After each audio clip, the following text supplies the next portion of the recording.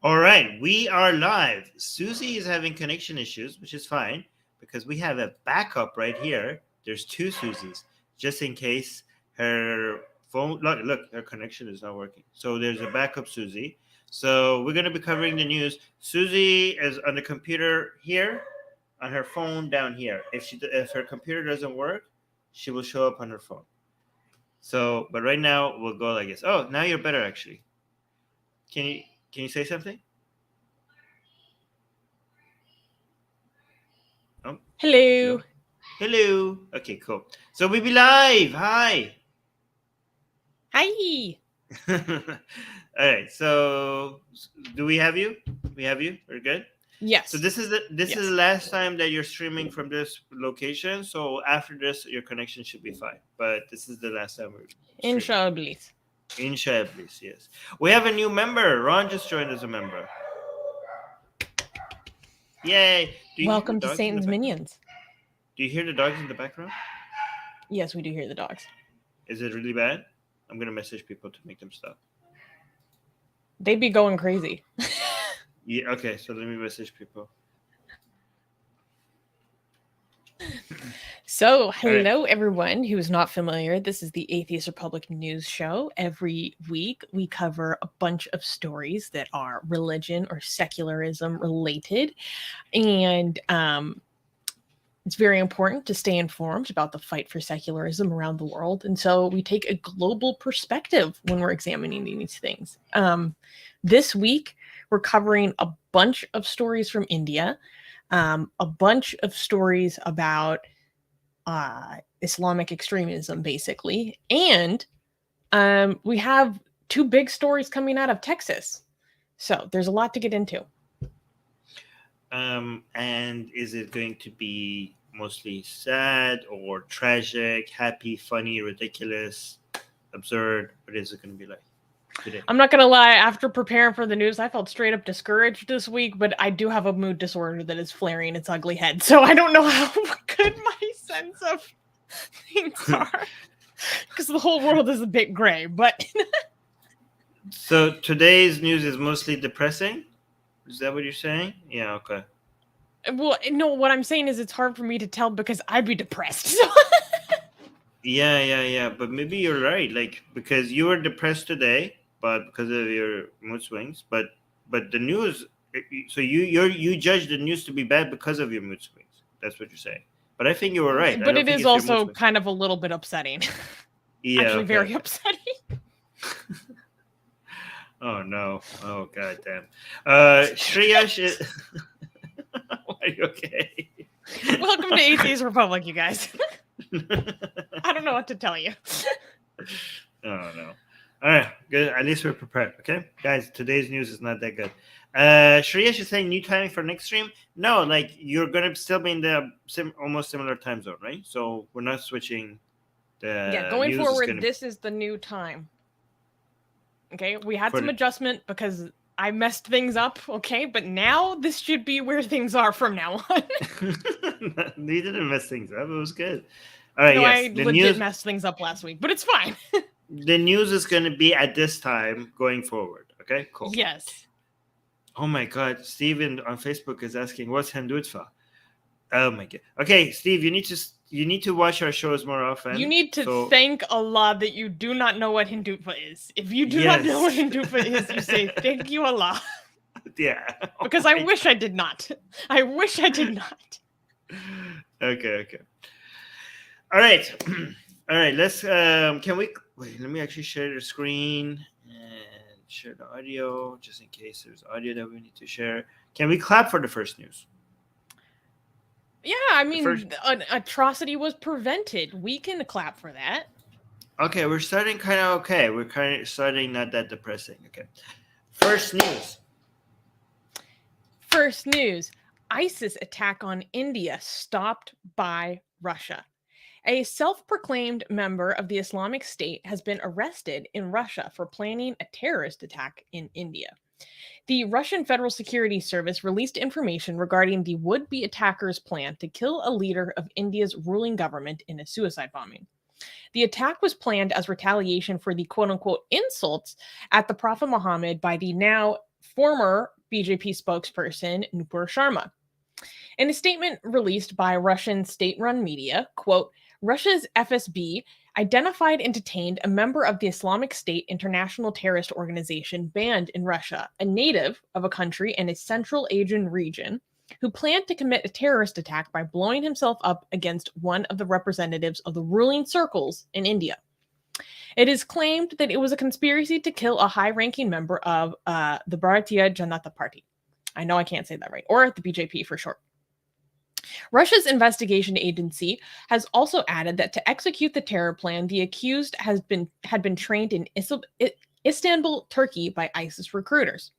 In the video, the accused, identified as Asimov, stated, quote, in India, I was to be met and given all the necessary things to commit an act of terrorism at the behest of the Islamic State for insulting the Prophet Muhammad. A probe was started by the Indian officials investigating the case as they await formal evidence from Russia. So I saw this news and I was like, what? We need to talk about this. First of all, I think it should be acknowledged that this was released by Russian state-run media. So to be frank, we have no idea. I automatically have severe skepticism. Yeah. I don't know. Armin, do you think it's unfair to be skeptical of this news story simply because it was published by Russia? Okay, you're not denying it. You're being skeptical of it. Of course, you have to be coming from Russia. You have to be first of all. We have to be skeptical about news in general. Okay. Yeah. But that level of skepticism has to like be dialed up by couple of hundred points when it's Russia. Of course, Russia's media, when it's especially if it's about Russia, is not to be trusted. And again, I don't know why people don't understand. Not trusting something doesn't mean you're denying that it's true. Okay, when you don't trust something, it means you're withholding beliefs. That doesn't mean you're claiming the opposite. You're not claiming that this has not happened. It might have happened, but you don't know. But if it did happen, thank you, Russia. I haven't had.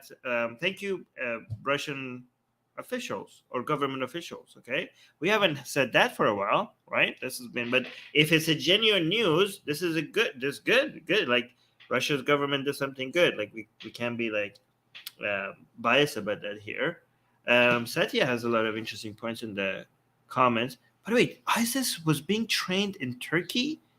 Like in Turkey, like that's where they're training ISIS these days. Allegedly. But if it's true, allegedly. I mean, if it's true, it's amazing. I mean, Turkey is not a place that. I mean, I would think if anywhere ISIS was being trained anywhere, it would be like in Syria or somewhere in Africa or in Somalia or maybe even in Iraq, Afghanistan. Yeah, Afghanistan for sure. But in Turkey, like, why would you do that there? Like, that's I don't know. But Satya has some interesting points. I wanted to highlight those. Let me see if I want to highlight all of it. Okay, here. Let's highlight this one first. No, Satya says, this one. Satya says, thank God he failed. A Muslim killing the top brass would have burned the whole of India. Yeah, imagine the reaction to that. If that was successful, like this is like peak genocide, the tensions in India like are set for like mass civil war between Indians and Muslims. I think maybe we're exaggerating. I don't know. Okay. So this would be the match that would set it off, especially if like, I don't know, like which top official, who are they targeting? Do we know? It's not exactly clear. Presumably it is someone from the BJP, given the fact that these, quote unquote insults against the Prophet Muhammad were by a BJP spokesperson, Nupur Sharma. For those who are not aware, there was a woman who used to represent the ruling party of India, and she basically kicked off a diplomatic crisis for India because she said supposedly derogatory comments against the Prophet Muhammad. Now, the problem with her supposedly derogatory comments against the Prophet Muhammad is that there are facts that are accepted by all the major schools of thought. AKA that he married and had sexual relationships with a child being primary among the things that she said about him, and this is accepted as true. So this is my problem with news media constantly saying that it was insults, that it was derogatory, blah, blah, blah. Well, it's not insulting and derogatory when the top sheikhs in Saudi Arabia and from Al-Azhar like validate what she says. I think it's ridiculous. Yeah. So, there's that background context, which is important to consider. And when that originally happened a few months ago, when these statements from Nupur Sharma first happened a few months ago, ISIS said that they were going to do stuff like this. And here we go. According to the reports that I've read, we don't know where this man came from, but it is alleged that he came from Uzbekistan, and that it's not clear exactly how he planned to get into India. Like maybe he had a direct visa, maybe he was going to get a visa from one place and then it's not hard to get into India. Yeah, that's also true. But in any case, he was somehow intervened, by Russian intelligence, and they put out a video with him speaking in like broken Russian about what his plans were, all this kind of thing. Didn't the people who bombed the hotel in Mumbai literally got on a boat from Pakistan and just came off the water? I don't know exactly how Lashkar-e-Taiba got into India to conduct that horrific attack. It seemed like but it was they easy. did it with the direct support of Pakistan's intelligence agency. So it was a state-sponsored terrorist attack. Yeah, we know that. Yeah. Yeah. I'll never get over that, by the way. And nobody got punished for it. Yeah, Satya says, how does he think this would have helped the Muslims? This would have made their lives hell. See, Armin, take it away. I already know what you're going to say. Oh, my sweet, sweet summer child, Satya. You really think this is about helping Muslims? They want Muslims to suffer. Like, how do you guys not know this? That ISIS and Al-Qaeda, they want Muslims to suffer. That's how they recruit. You think they want their lives better? Especially this life. It's about akhirat. It's not about dunya. They want Muslims to have miserable lives. Okay? The less they're attached to this world, the more chances they're going to have to be joining radical groups. Especially, they don't even think that's immoral. This world is not something that you should be attached to anyways. It's all about the next one. Okay, so yeah, but yeah, you're completely right. And yeah, I know this is something that they openly admit. Like, they know that they want other regimes. Like, this is why ISIS or Al-Qaeda, they like Hindutva, or they like white supremacists. Okay, they want Muslims to be oppressed. Okay, because they want to convince them, like, you belong to us. These people, you're not one of them. Stop pretending like you're one of them.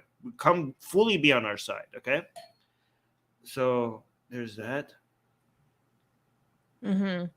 Oh, you highlighted this one. So you want to? Oh yeah, this? Derek is saying, I didn't even know this show existed until right now. I love Armin's book. I've had it for a long time. Well, thank you for your praises of Armin's book, by the way. And we do this show every week. You can watch us on YouTube or Twitch or Facebook. So come again another time. It's good to see you, Derek. We do lots of things on Atheist Republic. And this is just one of them. So,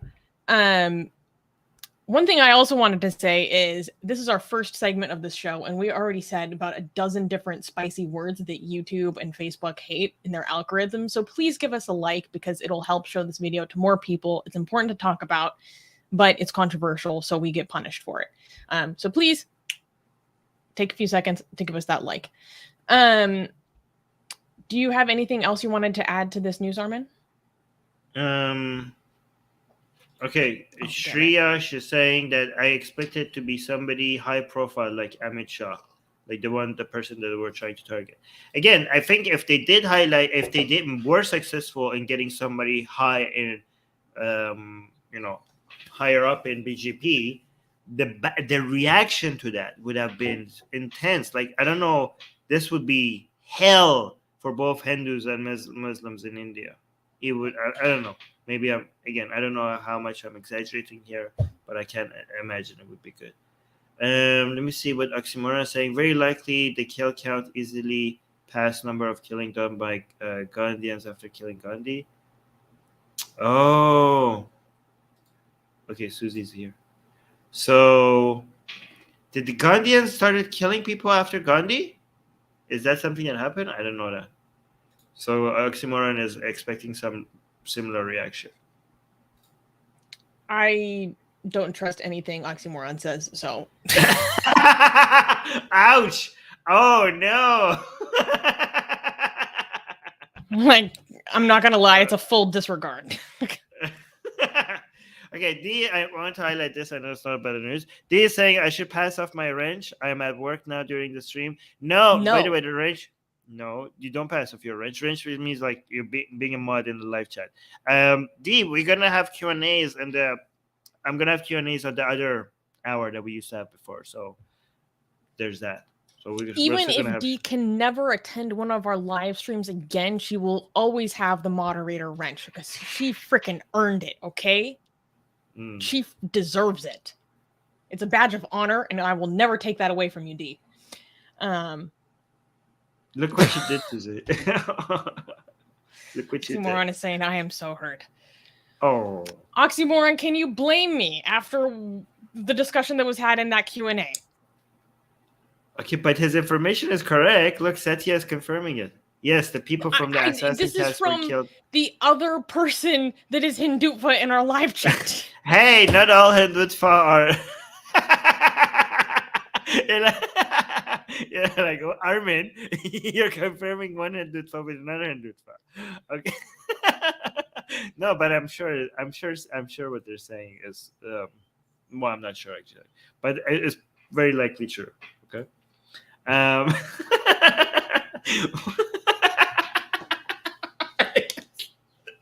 guess this is his face.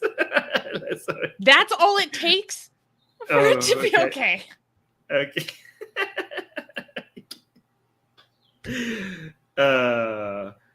Okay, we not all Hindutva, okay? Guys, Susanna has bad experience with Hindutva. It's not even bad. Okay, I don't want to get into it right now because it's going to seem like it's personal. I don't know. Okay. Can we clap for the next news? Oh my God, look at what you started off. Now there's stuff I want to address, but we can't. Fuck, now I'm getting pissed off. So... All right, guys, lay off Susie. Lay off Susie in the live It's chat. not even like, okay, never mind.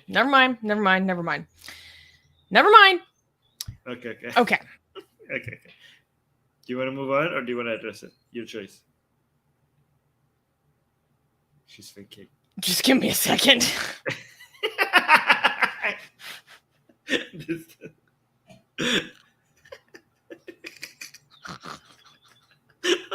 I've had a really hard day today, so my ability to deal with nonsense is like at a 0.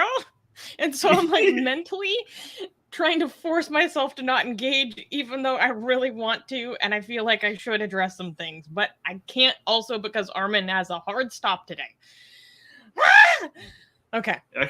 Let's how about this? We'll do a rant session before the next news. Okay, you want to do a rant session before the next news segment?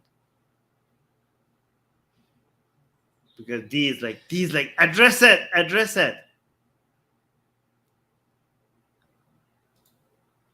We'll do a rant next week. Prepare a rant. Yeah, I can't. I just can't right now. I can't. Okay. We will have a Susie rant segment on next week's show.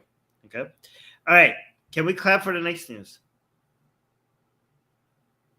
Oh, no, I have to say this. Okay, I just have to say this. Oxymoron saying, that was semantics, Susie. You got to separate emotions in a debate. This is not a matter of separating emotions in a debate, Oxymoron. What you were advocating for, what you were proposing was legitimately horrific.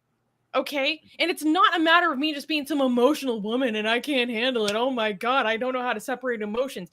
What you were proposing to anyone and everyone who was listening was so barbaric. And it is not a matter of, oh, I'm just talking about things in theoretics, blah, blah, blah. Like, I understand that that's what you were trying to say, but that is not what was communicated. You tried to backtrack, but you were justifying rape as a weapon of war.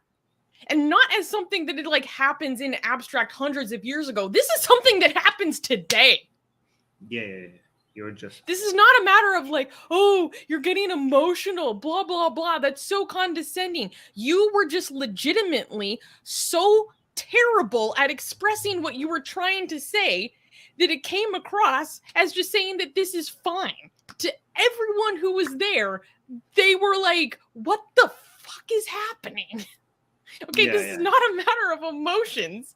You were legitimately so bad at putting forth your position that everyone was like also shocked to their core. I have never heard anyone in my life express these opinions like to my face. It was crazy. Yeah, and you were just oxymoron. You weren't being this rational realist, okay? Because you weren't just saying that this happens as if we were denying it, okay? You were trying to act like you were more rational by saying I'm dealing with reality. Nobody was denying that doesn't happen. You were the one who was justifying it. You were the one who was not just accepting that it happens, but going one step further and justifying it, okay? And literally saying to everybody that it's okay. And also, you're hiding behind this separate emotions in a debate. If we separate emotions from a debate, you look terrible because objectively, what you were advocating, this increases misery and harm and reduces people's well-being. Okay, but you are being a coward. But instead of having a way to defend what you were saying, you were acting like other people being emotional. Okay, but even if you express emotion, that doesn't mean that you're not analyzing what's happening here independent of the emotions. You could analyze the conclusions of what you're talking about independently from emotion and then be emotional about the conclusion. How could you not be? You're advocating for the most horrible crimes, right? So how could somebody not be emotional about that? But without the emotions, from a utilitarian perspective, even like completely robotic calculations, everything you were advocating increases harm in the world. So don't act like other people are just not being able to think about this without emotion, because I can, and my verdict is that everything that you stand for is horrific and bad. Yes, exactly. So after someone comes and openly expresses that, I think I'm justified in throwing away everything they ever have to say. I'm gonna be honest. And it's not simply because hearing something like that makes me emotional. Of course it does, but I can easily separate that out. And when I do separate out my emotions, what stands underneath that is still one of the worst things I've ever heard. The worst reasoning I've ever heard. The worst way of articulating it I've ever heard. Okay. So am I wrong in saying I'm not going to trust what this person has to say when this is okay. Woo! There's such a long history. There's other stuff too, but I can't get into that either. Okay, so even Hindutva disagrees with you, by the way. Satya is like, but what did I do? Satya is like, why am I being grouped together? I was against it too. So Satya is like, it's unfair. Yes, Satya, I will acknowledge that you were firmly against what Oxymoron was saying. You basically said, we don't claim him, which I appreciated. But I have to say, your analysis of the Kashmir files was shocking. The lack of awareness was shocking. And so that also makes me call into question your analysis of things. I'm going to be honest. Like the way in which like the bigotry of Muslims is so normalized to you and you just accept it, and what you were expressing about that film was there was no self-awareness. It was crazy. Okay. So I'm going to be a bit skeptical. I think that's fair. Yeah, I'm skeptical is fine, but I personally advocate for just taking, even if somebody has a bad opinion about something else, I try to evaluate each of their claims independently, because sometimes I get surprised. Somebody who had a bad take about something all of a sudden they have a really good take about something else. So I mean, I know it's not that easy, but I Satya know, has but some I'm good just takes. saying, I think we are being irresponsible by highlighting certain claims by people that we know are repeatedly misrepresentative or. Wait, the misrepresentation, even if it's a misrepresentation, the misrepresentation is out there. You know what I mean? So you want to see what other people are saying about it. We will claim that we don't know if it's true or not. It could be correct. It could be a misrepresentation. But one thing we know is that what the things that people are saying in our live chat is part of the conversations that are happening out there. So it's worth people noticing what conversations people are having about the news. Even if it's incorrect one, at least people know that this is what other people, like other people's opinions, even the wrong ones, is part of the news. The fact that those wrong opinions might be spreading. Do you know what I mean? I do. I mean, I have some contentions, but this is a larger discussion that we can't get into, unfortunately. Okay. All right. God, so now that I got that off my chest. You did. I think you did well. Oh my God. Okay. All right. By the way, you can see where. Should I say this? I think part of the reason, the motivation behind all of this is because Hindutva is up to so many evil things these days that you have to come up with a way to justify it. Anyways, that's a theory I have. I don't know if it's true. All right. Can we clap for the next news? No, this is bad. Oh, okay. Yeah. Oh, no. Okay. Okay. All right. Next news. Next news. Islamic extremists chop off the hand of an ex-Muslim Christian convert. Islamic extremists attack a man from the Mamu village in the Luka district of Uganda on July 26th. 42-year-old Musa John Kasada, a father of 6, converted to Christianity in an outdoor service on June 17th. His wife and children also converted in the ceremony, and the family began attending church. After the 3rd week of neglecting to turn up to his former mosque's Friday prayers, Kasada's brother sent Musa's new pastor a threatening message. Quote, "It has come to our attention that Musa Kasada and the family are attending your church. This should stop immediately. Otherwise, your church is at risk," the message read. The pastor took the threat seriously and arranged for the family to seek refuge with a local official. On July 26th, the family's whereabouts were discovered. Musa and his family were already traveling to a new safe house when 4 extremists caught up to him. Quote, "They started beating my husband and they got a hold of me and tied me up. They forced me to sing Christian songs as they began chopping off my husband's hand," Musa's wife, Asiya Naigaga, stated. The family was saved by a group of sugarcane workers who happened to be passing by in a truck. As of the writing of this article, no charges have been filed. Wait, they forced her to sing Christian songs while she was watching her husband's hands being chopped off? Yes, according to her reports. What the hell is this? This is like a script of a movie that is trying too hard to make people look evil. Yeah, no, this is real life. I have no words. Do you have any words? It's crazy. What's really interesting is that Uganda is a Christian majority country, and that according to official polls, there is only 14% Muslims. But according to some Muslim leaders, they say that their numbers are up to 25%. And basically, do you remember a few weeks ago we covered a story about this giant massacre that happened against Christians in parts of Uganda? And they were part of a group called the ADF, which has aligned with ISIS, I believe. Yeah. I vaguely remember. So there are some reports that the people who did this are aligned with the ADF, which is actually the massacre that happened occurred in a country next to Uganda, but the ADF started as a group trying to overthrow the Ugandan government, and then they got forced out of Uganda. So now they're like kind of in these like border areas. And so ever since there's been this surge in this ADF militia group, it's apparently radicalized a lot of the Muslim community. And to the point that the Christian majority has been asking for state protections because of how, thank you, Dee. She reminded me where it happened. It was in the Congo, the DRC.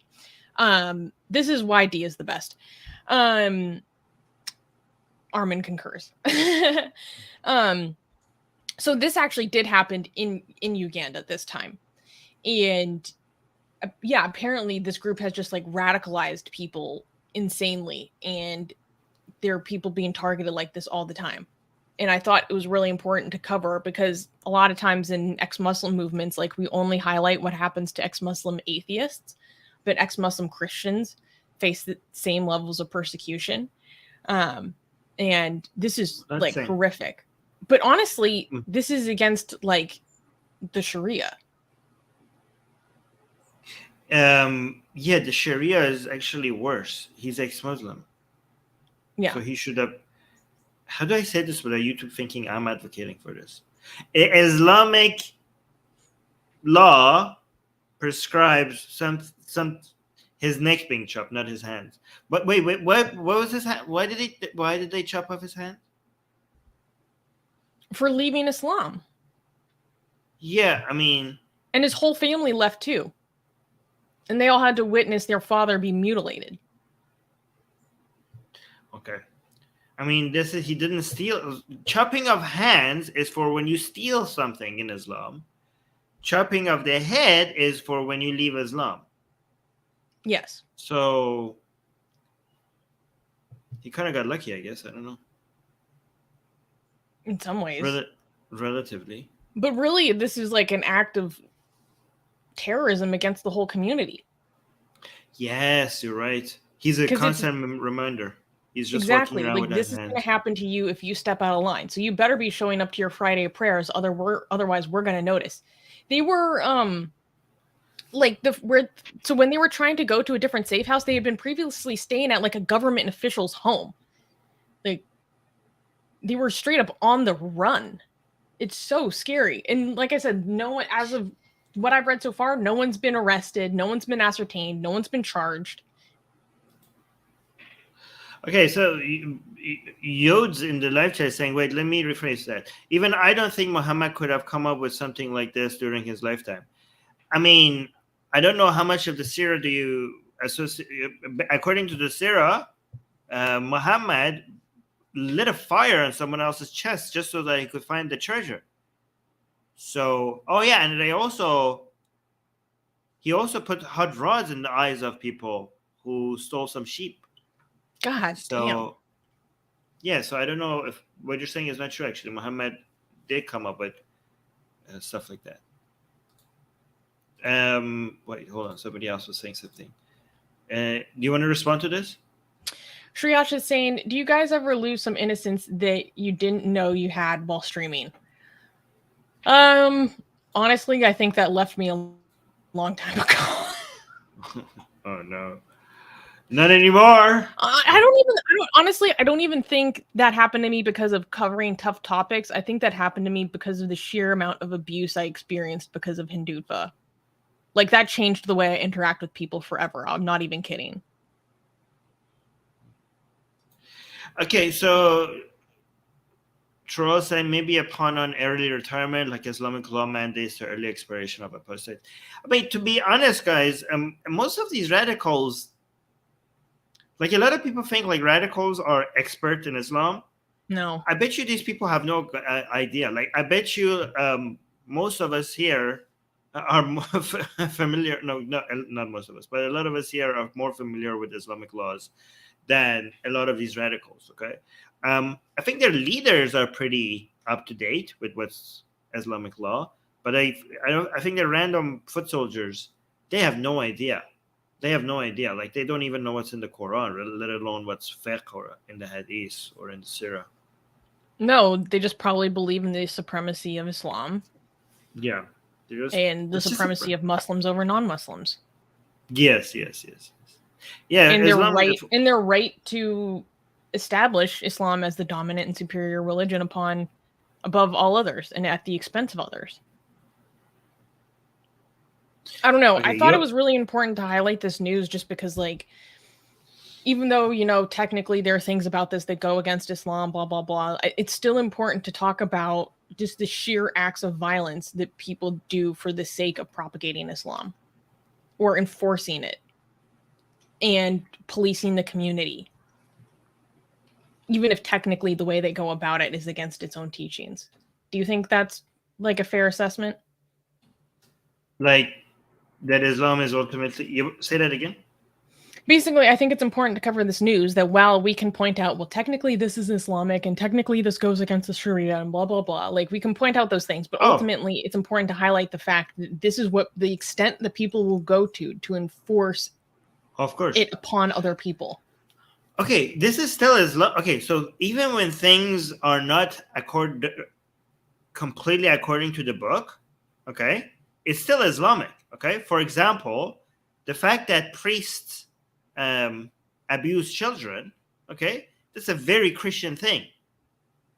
Even though it's nowhere in the Bible, okay, it's nowhere in the Bible that you get to do this to kids, okay, but it's a very Christian thing. Christianity has made that possible. Christianity indirectly is responsible for that in multiple ways, which we have discussed many times on this channel. Okay, so just because it's not in the Bible, it doesn't mean it's not a Christian thing. It is a Christian thing. Okay, so a lot of things Islam is responsible for, but not so directly like, oh, here's the text, here's a direct commandment for it in the Quran or in the Hadith. Islam has created the conditions where those things happen more often, even if you can't find one-on-one example of that in the text. Yeah, so, Dee put it very well. She said even his own family was hunting him. This is the extent of the love of the Prophet. Oh my God. Insane. These people, I don't know how people knowing this thing is possible, living in Uganda, you would leave Islam. Like, these people must love Jesus so much that they're like, oh yeah, let's just go through this, even though we know that the consequences could be. It's terrifying. I blame Christianity as well. These people are like are sacrificing so much for something that is fake. I don't think that's fair, because if this happened to an atheist, we wouldn't blame atheism. They should have the freedom to do whatever they want with their own personal choices. Yeah, I didn't say they don't have to. Okay, there's two different things. Okay, I didn't say they should. If someone said, "Oh my God, I'm blaming atheism because they became an ex-Muslim atheist," like, because they would love that so much despite the risks, that's ridiculous. No. It wouldn't apply to atheism. Okay, because atheism is the right conclusion. Okay, I'm saying they're suffering this much for something that is fake. So it's not like they're suffering, and it's not even in the right for something that is worthy. That's what I'm saying. And again, I acknowledge the fact that they have the right to do it. I'm just thinking it's unfortunate that they're going through all this crap, and it's for the sake of another myth. Like, they're suffering for something that is worthless, which is Christianity. Yeah. I was reading about some attacks that happened on Christians in a similar region in Uganda a few years ago, and they were being attacked because they were blaspheming the Prophet Muhammad somehow. And their blasphemy, quote unquote blasphemy, was because they were saying Jesus was the Son of God. Just like the baseline Christian belief. That's no blasphemy against Islam. I mean, technically it is blasphemy against Islam. So I think, yeah. So absurd. God damn it. Levels of indoctrination, man. Okay, I'm starting a comment. I'm not going to highlight it unless you want to. Do you want to highlight that? This is funny. SB is asking, what does it take to date Susanna? Asking for academic research. That's a good line. That's good. Good job. I don't know how to answer this. Usually, women don't know the answer. You have to discover that yourself. Well, if you're a man, as a baseline, you have to be at least like 10 to 15 older than me on average. So that's one. We can figure out the rest of the criteria later. All right. Can we clap for the next news? Do we have any clappable news after this? Do we have any? Or is that just the first one? Yeah, we have some things that we can clap that aren't this life-changing. Okay. Is this one of them? Can we clap for this one? We don't like it, but no one got mutilated, so we can clap. Yay! No one was mutilated. Next news. Next news. Quote, cleansing society. Iran's insidious new emboldened forced hijab policy. Continuing the harsh crackdown on women, the Islamic Republic of Iran's headquarters for the promotion of virtue and the prevention of vice has released a 119-page document outlining the unhinged new rules women must observe. Titled Hijab and Chastity Project, its most important goal is, quote, cleansing society of the pollution caused by nonconformance with the Islamic dress code. The order also aims to, quote, build a model of an Islamic society in regard to chastity. The document requires medical staff to provide appropriate garments to female patients undergoing surgery, fines individuals found to be importing vulgar dresses, and imposes mandatory prison sentences of up to 2 years for simply posting content against hijab online. It even proposes surveillance cameras to document women in improper hijab and send them cultural packages to their homes along with fines. The document also says that the driver's licenses of private citizens may be suspended and their cars impounded if their activities or the activities of that of their passengers are found to be deepening anti-regime sentiment. Government workers are also told to deny service to women in improper hijab. And this is just the tip of the iceberg. Each aspect of the new policy has dozens of stipulations that must be strictly followed, spelling out an insidious and cruel future for the Iranian people.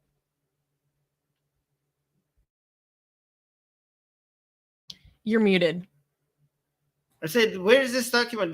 This doesn't seem realistic. This is not something the regime can enforce. We have moved way past this. There's too many people that would not be submitting to this, and the government doesn't have the resources to be able to do enforcement at this level. I mean, I don't know what this. Are they dreaming? What is this document? Is this somebody's one official's wet dream, or is this can you? No, so apparently this was circulated officially last winter, but now people have gotten their hands on it and have translated it, right? So actually, to answer your question, I want to read a segment from Iran Wire that explains things very well, because also exactly what Armin says, the regime admits how unpopular it is and how they know this. They're extremely self-aware of exactly what you just said. So I'm going to read something that explains this. Okay. Quote, the grounds for enforcement. The headquarters manifesto correctly notes that a range of surveys and opinion polls have found public opinion in Iran does not align with that of the government with regard to forced hijab. In fact, the authors concede an estimated 74% of Iranians prefer a quote-unquote globalist outlook and opposed to the regime's own ideology. By globalist, that's like a dog whistle for Jewish Zionist. They also just use that to mean Western for people who don't know what globalist means. Okay, anyways. The number of Iranians who do not believe in mandatory hijab, as the report observes, is increasing by the day. Then, however, the authors sought to present a series of contributing factors to rising disregard for forced hijab in Iran. In doing so, they revealed more about the Islamic Republic's approach to governance than the Iranian people itself. According to the obstacles, the report claims are a lack of comprehensive and operational roadmap and plan, and the absence of, quote, accountable custodians of a hijab, and a lack of guarantee of an effective execution of the law. The document also includes a whole section entitled Pathology that seeks to analyze failings in the enforcement of mandatory hijab to date, and includes the law not being comprehensive enough, jail and flogging sentences not being executed, and the rules having gradually lost their power of deterrence. Tellingly, the report also blames low-level officials and managers who, it said, did not consider hijab a priority. Described as having not been courageous or expedient enough when it came to hijab, the report asserts that these officials have effectively turned into an opposition force. So, like, this whole article analyzing this hijab basically goes step by step, analyzing how exactly what Armin says. The report outlines how step by step they want to beef up their ability to enforce these things on every single level, including in the home. So, wait, where was it? They have one thing where they outlined like 13. According to the proposals of the Hijab and Chastity Project, it should be rolled out in 11 types of locations. They include government offices, public transport, clothing stores, schools, but also neighborhoods and homes. So basically, they want to increase their authoritarian control, like by magnitudes. Okay. By the way, this headquarters that published this document, I think they're dreaming. Okay. This is the headquarters of the promotion of virtue and prevention of vice. Do you know what that means? That's Amr b'Ma'ruf wa Nahy anil Munkar. That's Yes. the Quranic. Yeah, okay. So that's just a part of Islam that you're supposed to just basically police, excuses morality policing everybody, right? But this is not, I don't know what these headquarters are, like the center of Amr b'Ma'ruf wa Nahy anil Munkar. Like, I know they exist. I just don't think like they're part of the. I think this is just their wet dream. Like, who's gonna do this? Let me tell you, okay? The police themselves, okay, recently have come out and be like, we can't do this, right? Like, the people that are on the ground have been complaining about the level of enforcement that they are required to do to people, and like, we can't do our job. Like, we are. There's a bigger and bigger gap between us and the community because we're arresting them, like we're like pressuring them for what they're wearing and stuff like that.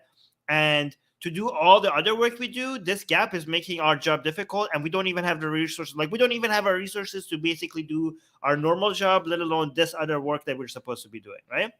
And these resources are decreasing, and more people. Let me show you what girls are like right now. Okay, so first of all, I don't know if you know, recently I covered on Secular Jihadists that the supporters of Istiqlal team girls were for the first time allowed to come to the stadium, not because the regime wants them to, but because FIFA is pressuring Iran to do this, or else they will be kicked out of FIFA.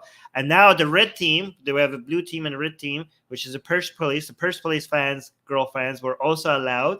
Okay, I just want you to see the type of clothing that these girls wear. Okay, I'm gonna share my screen. Is my share? Oh yeah, it's already shared. All right. Let's see. Hold on. Look at them. Wait, describe it for people who are only listening on audio.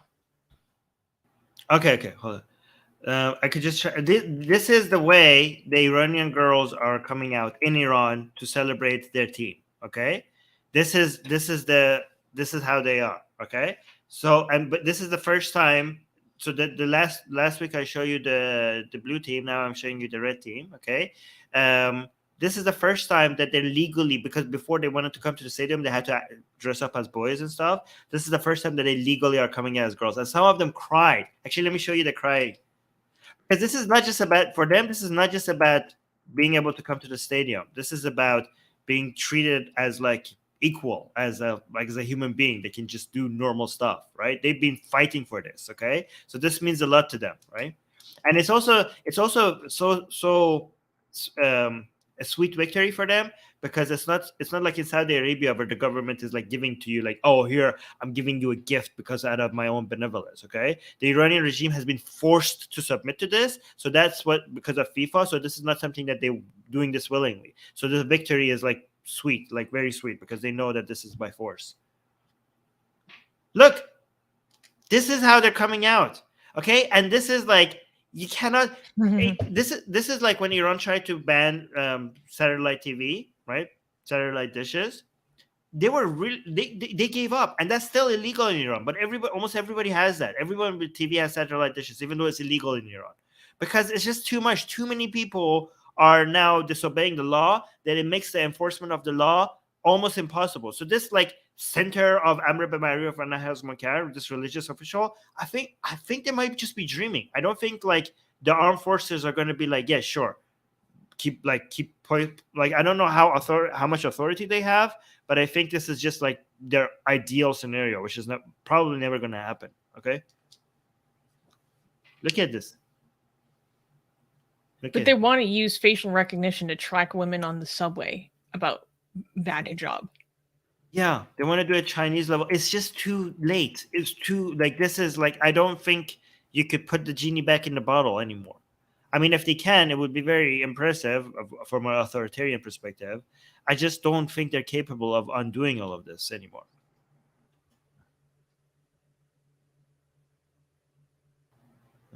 It's nice to see them having fun in the stadium. This is the first time in stadium. We have no audio, by the way. Oh, you don't? Okay, no, but it's fine because, like, we can talk over it. So. Okay. So here, let me actually go to this part where look at this one. She's crying. Oh, so look at this outfit, for example. This is like all this hair showing. Like that cover is just to keep it legal. Okay, but this is like a very liberal look. Look at these other girls. Like she's just wearing a hat. She's not even wearing the hijab.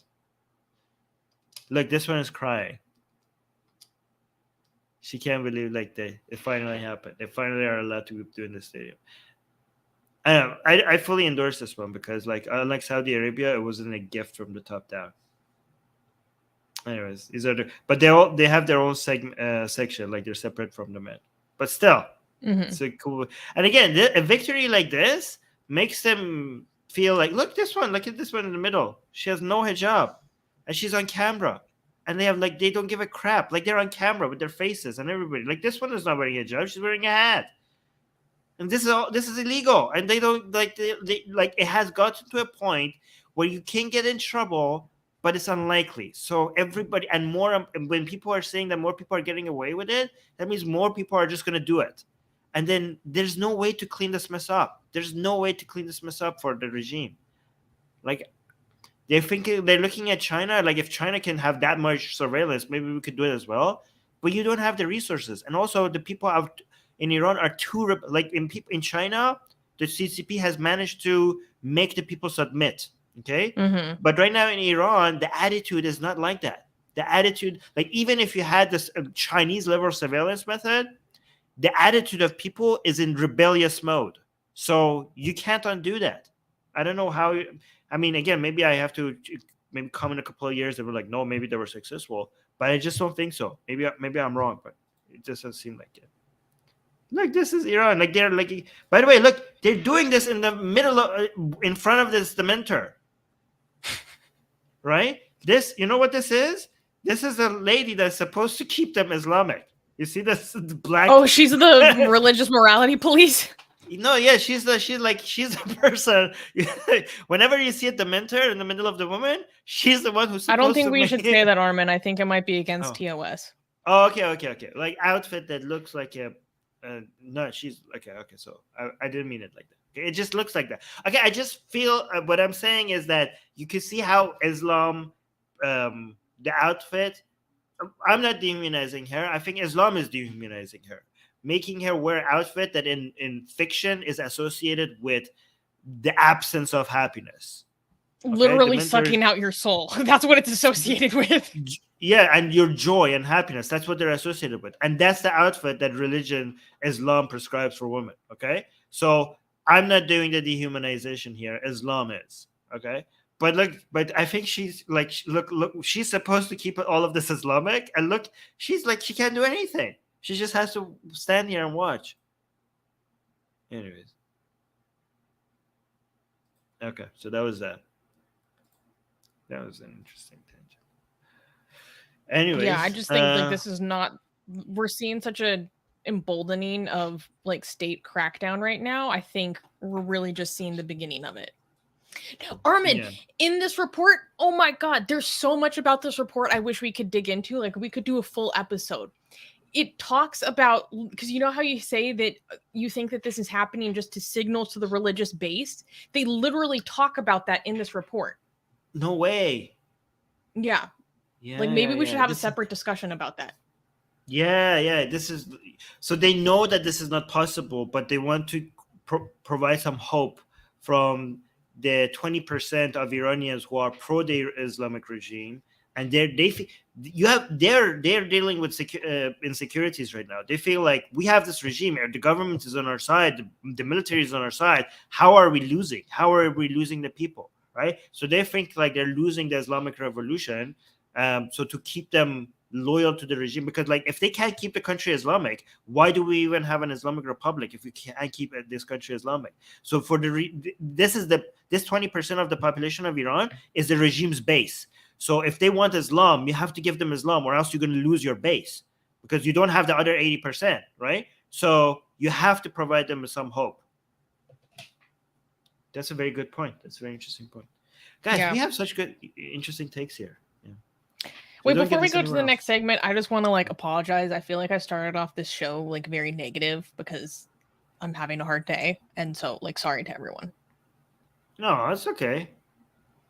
You were right though. Like I mean, I think that it's okay. No, you know, because you like want it to be entertaining and fun, and I'm just like, meh.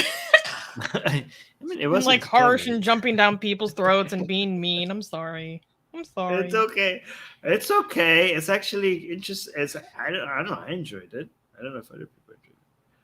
I think Oxymoron left though. Satya is still here. I think Oxymoron gave up. You know what the last thing Oxymoron said before leaving? I think I haven't seen him comment less. Hold on. Next after that, he just left this. I am sorry. And then he left. He hasn't been commenting since. But Satya is still here. Oh no, yeah, here. He's back. Oxymoron is back. I just feel like I'm bleeding on everyone else, you know? So I'm gonna get my act together. No, okay. Getting angry is actually something justified sometimes. Okay? You know, here in Atheist Republic, we keep it real, okay? And that includes being a hot mess while being live recording. Perfect. Exactly. That's how we should. So even if you hate me because I trash you and your opinions, I think it's kind of lovable, okay?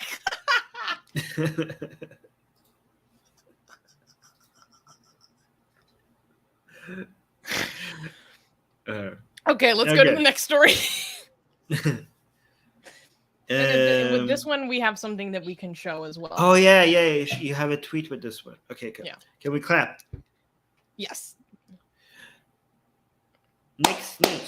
Next news. Saudi Muslim community outraged by women in niqab singing.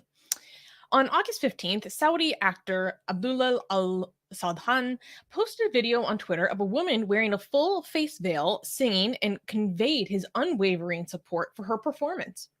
The video of the niqab-clad woman singing went viral and caused outrage in Saudi Arabia.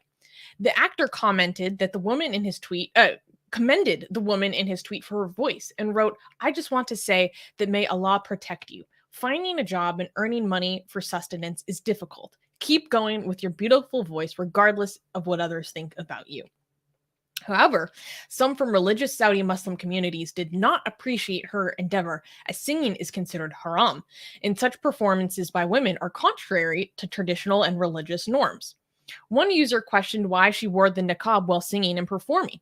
Quote, "Why does she wear the niqab if she's started down this path? If she took it off, it would have been better than offending it." Many from the Islamic faith believe that listening to music or singing is considered forbidden, as it is viewed as a corrupting influence. Do you think what's corrupting influence? Singing in general or women singing? I have the video. Particularly women singing. Well, in Iran, like, let me tell you what it's like in Iran. In Iran, men are allowed to sing, women are not. Oh no, wait. They changed that. It used to be like that. Women can't sing at all. But now they made it so women can sing as long as their voices are drowned out by other men singing. So What the this hell? was so I don't know. You might get like if the whole point is like a woman singing is too arousing. Okay, so they were like first they were like no music, and they were like okay fine music, but no singing, and they were like okay singing because this is a keep the push and take between the government and the people, but obviously just men. Okay, and they're like okay women can sing, but as part of a group of other men singing as well. Okay, and this whole idea is like women singing is might arouse you. Okay, but if you hear men singing with them as well, then it wouldn't be aroused. So crazy. Anyways, let's see. Let's watch this and see if we're aroused. Okay, raise your hand if you're aroused.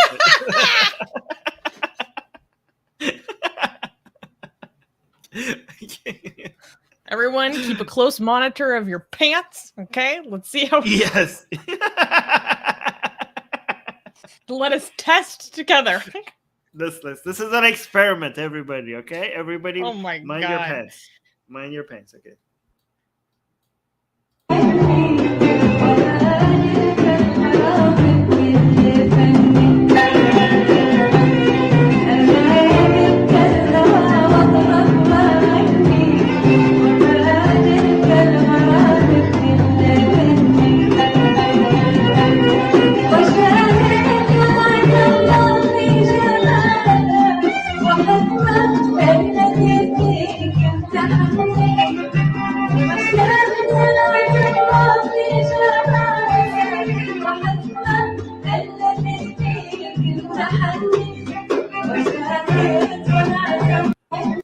Okay, report in the live chat.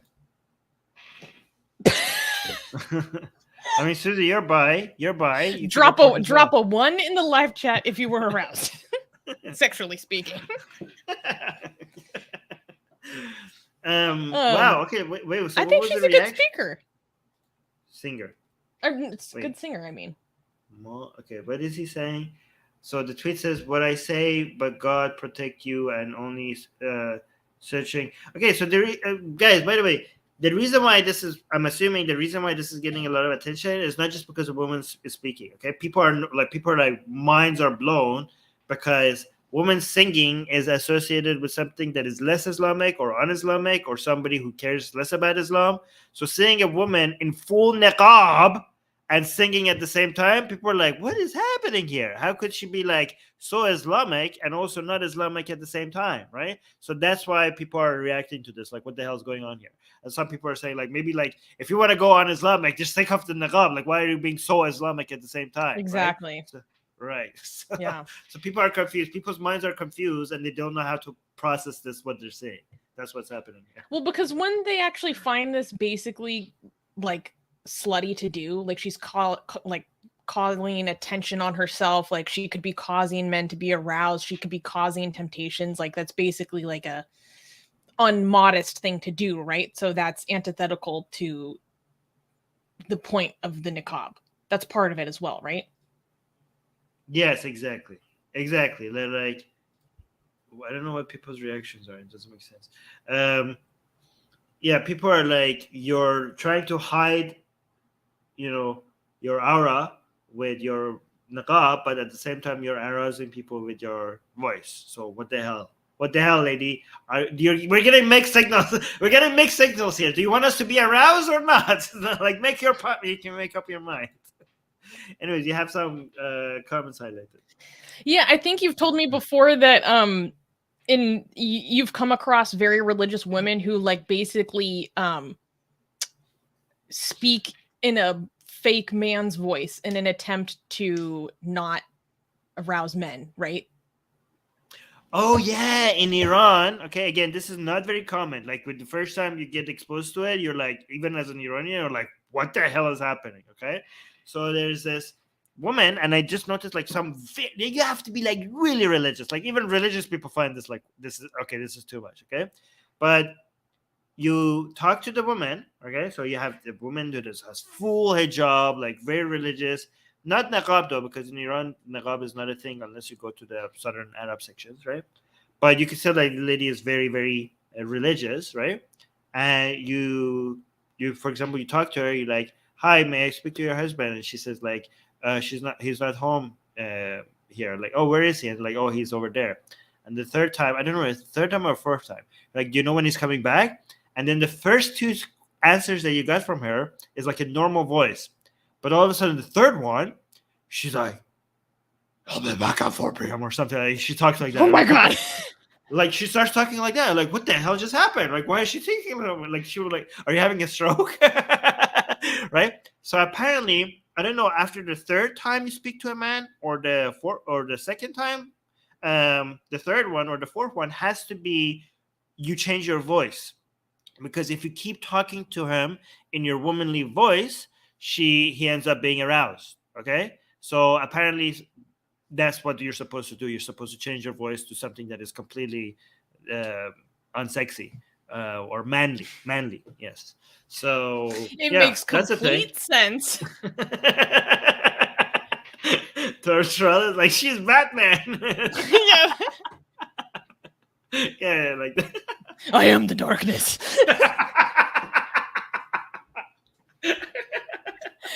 Wait, okay. The live chat has come back with some horny reports. Okay, so let's see what that video did to the live chat. Okay. Trells is saying that there is zilch going on in his pants. No. Shriyash said, "I just wet my I just wet my pants twice."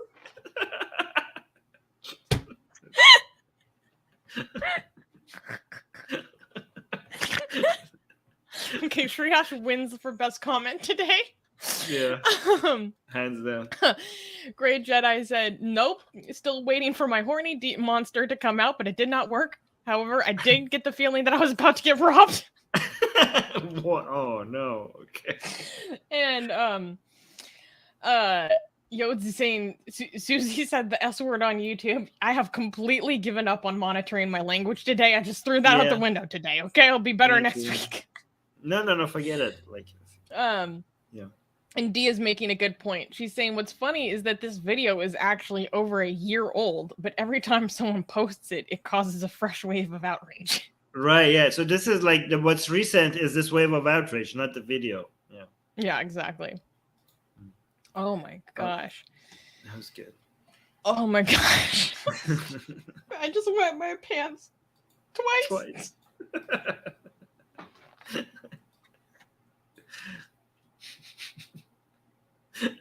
Okay. Susie, are you with us? I'm going to be thinking about that for a while.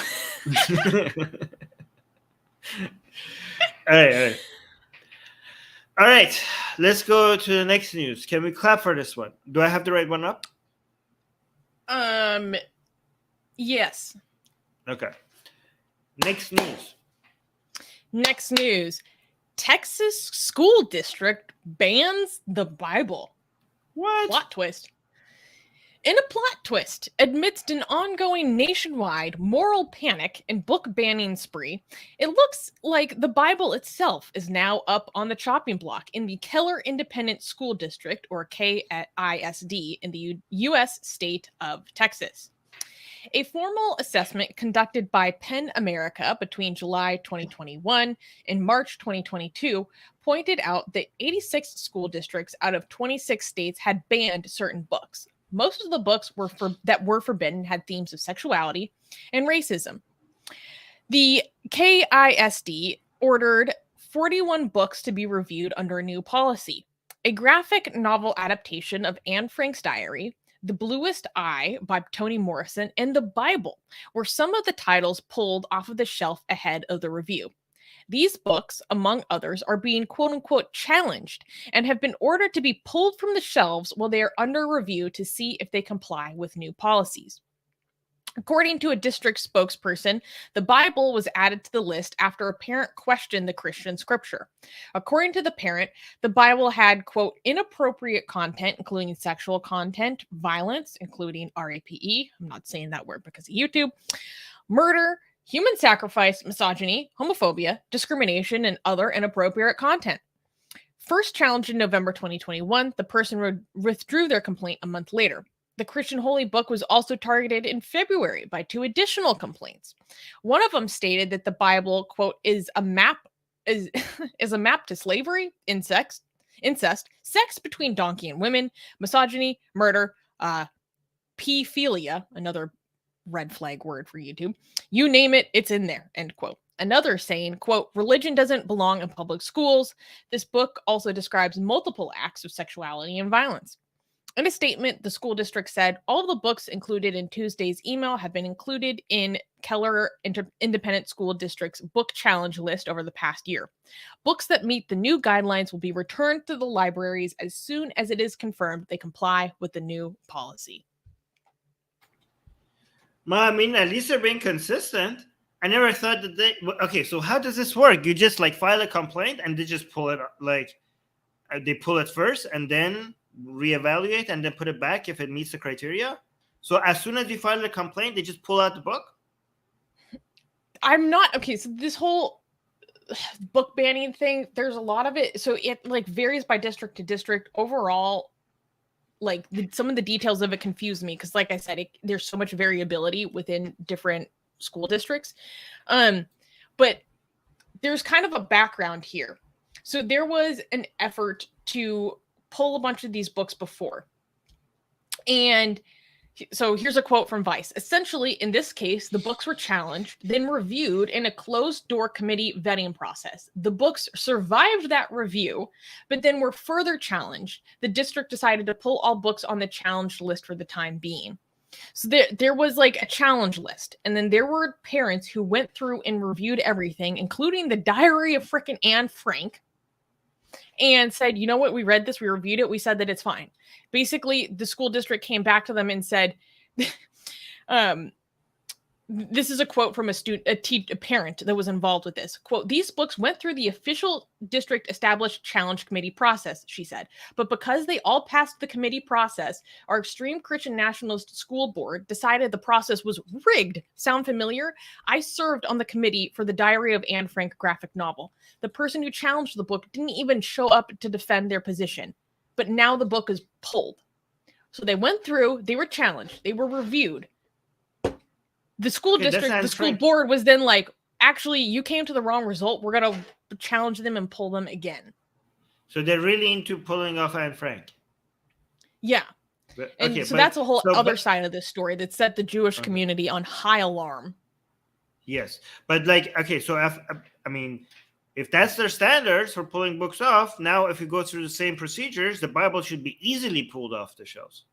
Like the Bible, like based on the standards, like if they want the Bible to remain, they just have to change the standards. Like with the current standards, the Bible doesn't make it by miles. Like it's like way past the red line of what they're considering to be not acceptable. I know, but if they change their standards, then they're not going to be able to censor all the LGBTQ authors that they're fear-mongering over. I know. So you either, if you want to, I think they kind of have to be consistent. Like they cannot like make exceptions, right? So they're kind of like stuck between a rock and a hard place, right? You could either have the Bible and all these other books, or if you want to introduce any standards that gets these other books pulled off, the Bible Bible is like the most problematic one, right? So I don't know what they're going to do. Like they're kind of stuck. This is beautiful. I love it. I can't It's so stupid. It's so stupid. This whole book banning thing drives me crazy. Armin, I was thinking about this today. Okay, as someone who grew up in a conservative family that was extremely controlling of the information in my environment and overly protective, overly sheltered me, like I know how that was detrimental to me as a person, right? And so basically, I was thinking about there are so many people who have gone through that experience, particularly in places like Texas. And I was thinking if I was a parent in Texas and this was going on in my public schools where I was trying to send my child I would be losing my mind, because I was like, it's one thing if you want to have this informational control over your own child. Okay? But now you are taking your standards and you're enforcing it on my child and therefore my family. You have no business doing that. Stay in your lane. Yeah. Oh And, my God, I would be going crazy.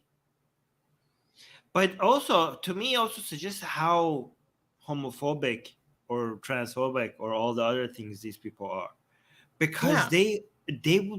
they would potentially I think they would potentially be willing to sacrifice their own Bible if it means people are not going to get exposed to LGBT material or anything sex positive like that. You know what I mean? Honestly, I it's think they were like, possible. you know what? We could just show. Honestly, we could just show them the Bible at home. I think they might be. I think their homophobia is even stronger than their Christianity. So we'll see. I don't know. But I never thought I would ever live to see the day that Texas will be banning the Bible. This is It's so crazy. So, you know, like I said, they had to pull these titles from the shelves while they do a review and all that stuff. So they could very well end up back on the shelves because, like I said, there was previously a review and they said, you know what, this is fine. This can be on the shelf. And now they're like, no, your decision wasn't good enough. We're doing it again. So just as like this back and forth. We'll see what the final outcome is. But it's just, this is such a waste of time. But this is such a waste of resources. Just remember, in one of the most powerful countries in the world, in one of their most important states, we have government officials, okay, that think Anne Frank is bad for your kids and the Bible is good for your kids. This is the state of things.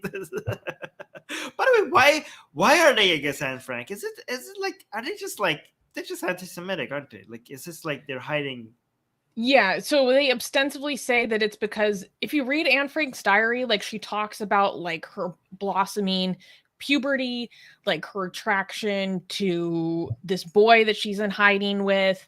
Like there's themes of like her blossoming sexuality. I think she talks about getting her period and stuff like that. I believe that kind of stuff is in there. So it's also about, I think she talks about maybe masturbating a little bit because she's a young girl. This is normal and it's her freaking diary. So I think that's kind of why they flag things. But then people are also like, wait a second, this, considering a lot of other, they also tried to ban Mouse, which is also about the big H. This is just okay. There's a lot of red flags, huge red flags. They're revisionist history, I think. The Mouse one also is like, you just don't want people to know about the big H, right? But okay, so if it's because of the things that you mentioned, that's actually even more alarming. So you want you basically want kids not to know about any of this. You don't want kids to know about, healthy ways of expressing their sexuality, or like being normal for them to talk about their attractions, or like things that girls go through when they're going through puberty. Like, you want to, if you're willing to get rid of Anne Frank for them to not be exposed to that information, that means like you're willing to ban anything that has that information. So you want them to be in complete information blackout. Like, what the hell? Like, this is unhealthy. Exactly. This is obvious. I don't know. I have a problem with or contention with something Shriyash is saying. So Shriyash is saying, if you want your child to know that you're allowed to do that at your own home, it's not a school's place to make someone lose innocence. It's not making someone lose innocence. These are contents or just like books, texts that deal with complicated issues that happen in the real world. These are writings and literatures that examine and look at these things that actually happen. It's not useful to completely shield your child from the existence of these things, because they will grow up and they will leave your home and they will be exposed to how ugly this world really is. And when they're exposed to it with no prior knowledge, they will have no tools, no familiarity on how to actually deal with these things, how to look at these things. Maybe think about that this happens to other people, that these ugly things do exist, and now they have no framework for how to think about them, how to emotionally digest the things that happened. Speaking from experience, they will be faced with crippling anxiety because they haven't been given these things. Yeah, I completely disagree with you, Shreyash, as well. You're saying like it's not a school's place to make someone. Okay, first of all, giving this information to students is exactly what a school is supposed to do. Okay, the parents are not reliable, especially given how religious parents could be and how dogmatic could be. An education system is a government's responsibility to make children equipped with the information and skills that makes them functional in society. And being aware of your own sexuality and things that go with that is a very important part of any education. And without it, it's incomplete. And you can't trust parents with that. You have to remember, parents don't own their kids. Parents are not the owners of their kids. Just because it's their kids, that doesn't mean they get to handicap them with improper information for them to fall behind everybody else in society. It's a government's just responsibility to make sure that they don't fall behind. Just like every government has to make sure that kids like learn basic math and how to read and write and other necessary skills. This is as foundational and as important. Yeah.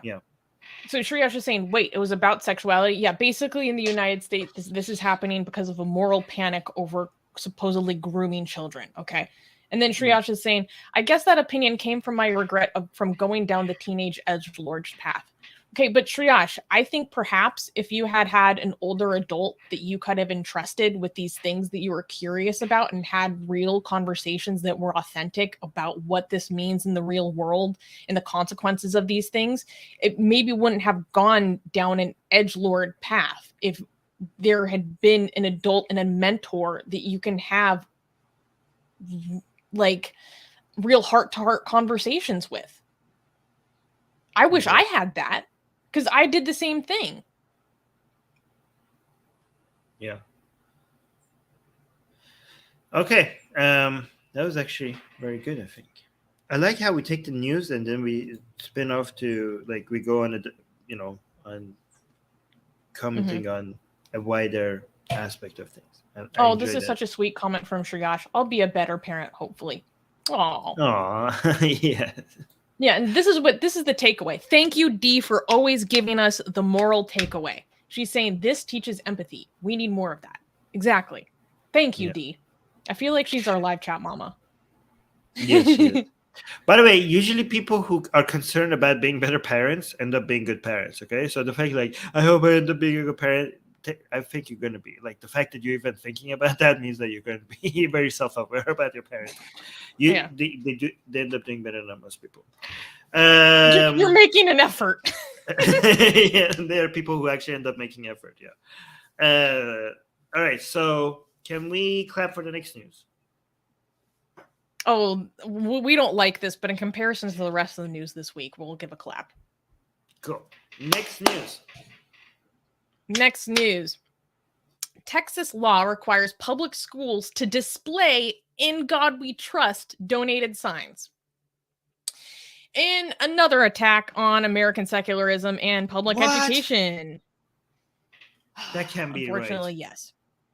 This cannot be right. What the fuck? This is real. Okay. Alarm is quickly growing over a recent push to force religious displays in Texas public schools.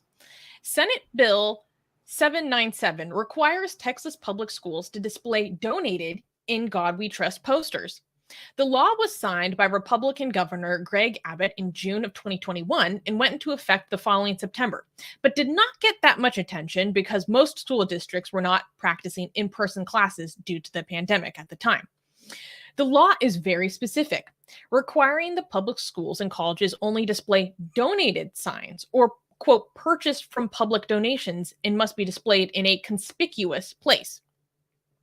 Texas-based cell phone company, for example, Patriot Mobile, which donates a portion of customers' phone bills to conservative Christian causes, donated several "In God We Trust" signs. Quote, "We are honored to be a part of bringing God back into our public schools," the company exclaimed in a Facebook post. Secular activist Chaz Stevens is fighting back creatively. He plans on donating posters to the schools around the state, but in Arabic. This cleverly plays on the fact that God in Arabic translates to Allah, which may make Christian conservatives realize the consequences of their actions. As far as he can tell, there is no English-only requirement in the law. His GoFundMe page says that they will display, print, deliver, and donate 500 plus posters in various languages, including Hindi, Gay Pride, meaning rainbow, a rainbow version, Spanish, Vulcan, Klingon, and others.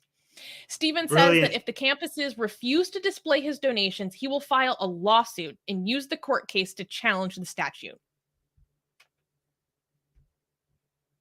What a brilliant response, because I would like, you can't do the satanic temple on this one because it has to be God, right? Yeah. But amazing. You have pictures. This is a picture of it. Well, that's an update. Okay, so this is an update that just happened like yesterday. And so there was this guy who actually, okay, I want to give a strong shout out. Wait, I need to pull up his name. 1 second. It's upside down. Yeah, I know. He went to a school meeting and took some of Chaz's signs and was like, okay, I have the signs that I want to display, so here you can display them. And they refused him. And they tried to shut him down during this meeting before his time. Because, you know, in these like school meetings, you're allotted like 5 minutes, 3 minutes, whatever to say. And they tried to shut him down before his time was over. He's like, nope, I'm gonna give it my time. Blah, blah, blah. So this man, his name is, wait, where is it? I want to give him a proper shout out.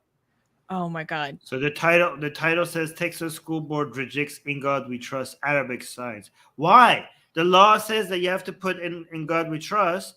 He's just obeying the law, and it doesn't specify that it has to be in English. Okay. So why guy, is this not... Sravan Krishna. Shout out to Sravan Krishna, okay? He's in there and he's like, I want you to display this Arabic Allah freaking gay ass and God we trust sign, okay? And I love this guy, okay? Krishna wants to put Allah in Texas schools. I love this guy. So he rejected them under they're like, oh, we have enough, thank you. And he said, no, I'm not leaving. If you like, I'm gonna say what I have to say, and if you're not gonna let me say what I have to say, I'm gonna just hold these signs for the remainder of my time. Yeah. The board member responded by saying they already had sufficient signs at all 11 campuses, and they did not want to overwhelm the schools with donations. He said, you do not have 1 square foot of space left in our buildings? Come on. That's both. Yeah. Yeah. This is like so revealing. Like, you know, these people are like they're racist or anti-immigrant and stuff. But to show like you would think like for the sake of like appearance, they would be like, sure, whatever, put it on, right? But they're so sensitive towards, I mean, it just says in Arabic, "In God we trust." But their xenophobia is so strong that they just can't bring themselves up to putting up a sign, even for appearance sake. That's like high degree of xenophobia. Oh my God, these people. And this is it's so bald-faced, it's ridiculous. And I also love that they do "In God We Trust," but they make it as gay as possible because they know that's a huge problem for them. Yeah. They're like, what? God created the rainbow. Can we not put Can we not have God in rainbow? He created it. It's his promise to mankind to not genocide us again. Come on, man. Let us have the rainbow. I love how we made religious people sensitive to the rainbow. Oh, by the way, Darko just gifted 5 Atheist Republic memberships. 5. Oh my goodness, thank you. Who got it? Who's a member now? Human rights of atheists and agnostics. No, not you. I don't know who got the memberships. Well, thank you so much, Darko, for donating to people. I appreciate that. Okay. Oh my gosh. So I really hope that this is legally contested, especially the blatant discrimination of the kinds of signs, because there's no stipulation in the law about how that sign should be presented. This is obviously a huge problem. Once again, shouts out to Krishna. Love this guy. You're doing good work. Yes. Grey Jedi saying, "But why hold them upside down?" It was probably just a mistake. No, I think okay. I And mean, his name is Krishna, so he doesn't speak Arabic. So I don't. I mean, maybe he no, doesn't it's know that very he's clearly from. upside down. Like the Oh American yeah, flag because is of the upside U.S. down. flag. Yeah, It's yeah. almost I Well, almost you 100% can't see it. mistake. Yeah, exactly. Yeah. And I also want to give a huge shout out to Chaz Stevens, who is the activist behind this campaign. He lives in Florida, and we've covered his work before because he's using the anti-critical race theory laws in Florida to try to get the Bible banned in Florida, again pointing out how ridiculous it is. And he's also the guy that got a Festivus pole made out of Pabst beer cans displayed in the state capitol because they were displaying nativity scenes.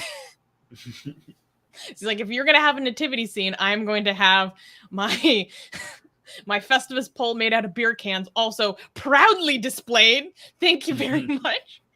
So I love Chaz. He's super humorous, and I think his actions, because it's very pointing out these things with humor is such a good way to show how ridiculous it is, but also not alienate people too much at the same time, you know, to like get people to still kind of like appreciate, highlight why these things are like full of hypocrisy in its own way. I really like this guy.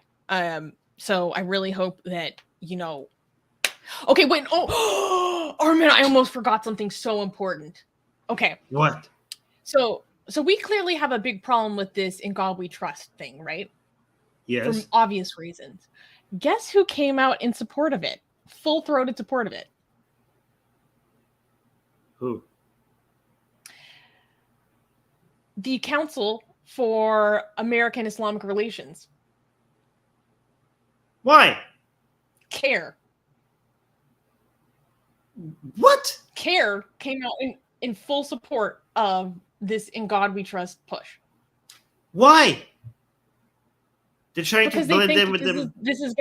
this is gonna like open a conversation about children's beliefs and the gods that they believe in. This just seems like a monotheistic supremacy kind of thing, to be honest. Yeah, And they the say this Christians and despite the Muslims. fact that there CARE's own reports that Muslim children in Texas experience a disordinate amount of bullying. I think this is part of a bigger trend. Okay, I think this is Christians and Muslims realizing more and more that the real threat to their way of life is liberalism. Okay, and they just need to, you know, get together and unite against us. I think that's what it is.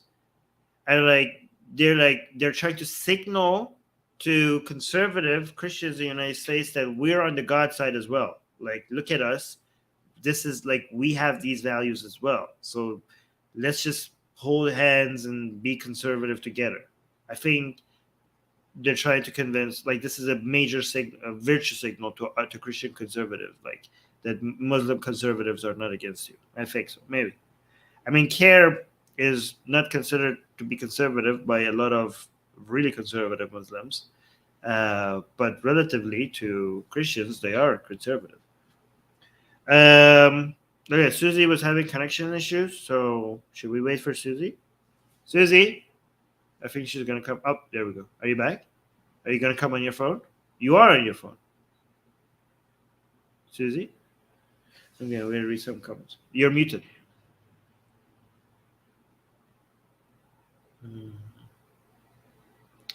Oh yeah. So Gray saying, meanwhile, in a Marvel movie, we have a God Killer, Love and Thunder. Is that movie out? Like, or do I have to go to the theater? There we go. Susie's back. Which Susie? Okay, let me read some comments in live chat. If there is no God, how you're two so beautiful? It doesn't make any sense. Oh wow, that's very sweet. Thank you. I don't usually get compliments like that. And then okay, this Susie is not loading.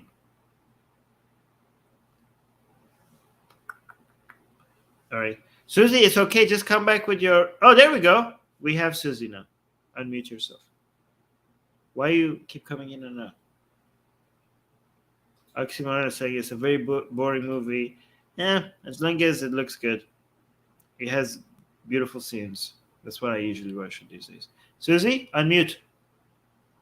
Unmute. Your mic is muted. All right, the next news is pretty bad. Yeah, wait just a second. I need to connect my headphones so we don't get echo. One moment. Okay, keep yourself unmuted because I want to have you. It's okay if you have echo. I want to just hear what's like to give updates from you as you try to figure this out. There. Inshallah. Okay. Boom. Boom. Got it. Nope, it messed up. It's okay. It's good. Keep it. Don't change anything. There's no echo. Okay, now. Okay. Cool. Yeah. All right. Okay, I'm ready. All right. Can we clap for the next news? Probably not. Nope. No. No. Okay. All right. Next news.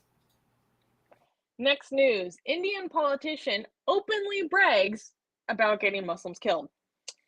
A former legislator of India's ruling BJP party has been caught on camera gloating over the deaths of at least 5 Muslims who were reportedly lynched for alleged cow slaughter / smuggling in the western Indian state of Rajasthan. Former member of Legislative Assembly, or MLA, Jyandev Ahuja, was paying a visit to the house of a Hindu vegetable vendor who was recently lynched by a group of 20 to 25 Muslims on August 15th for allegedly stealing a tractor. In their conversation, Ahuja brought up several past mob lynchings of Muslims and spoke about the intentional killings of 5 people. Ahuja said that he had given complete freedom to his party's quote-unquote activists to kill anyone involved with cow smuggling or slaughter.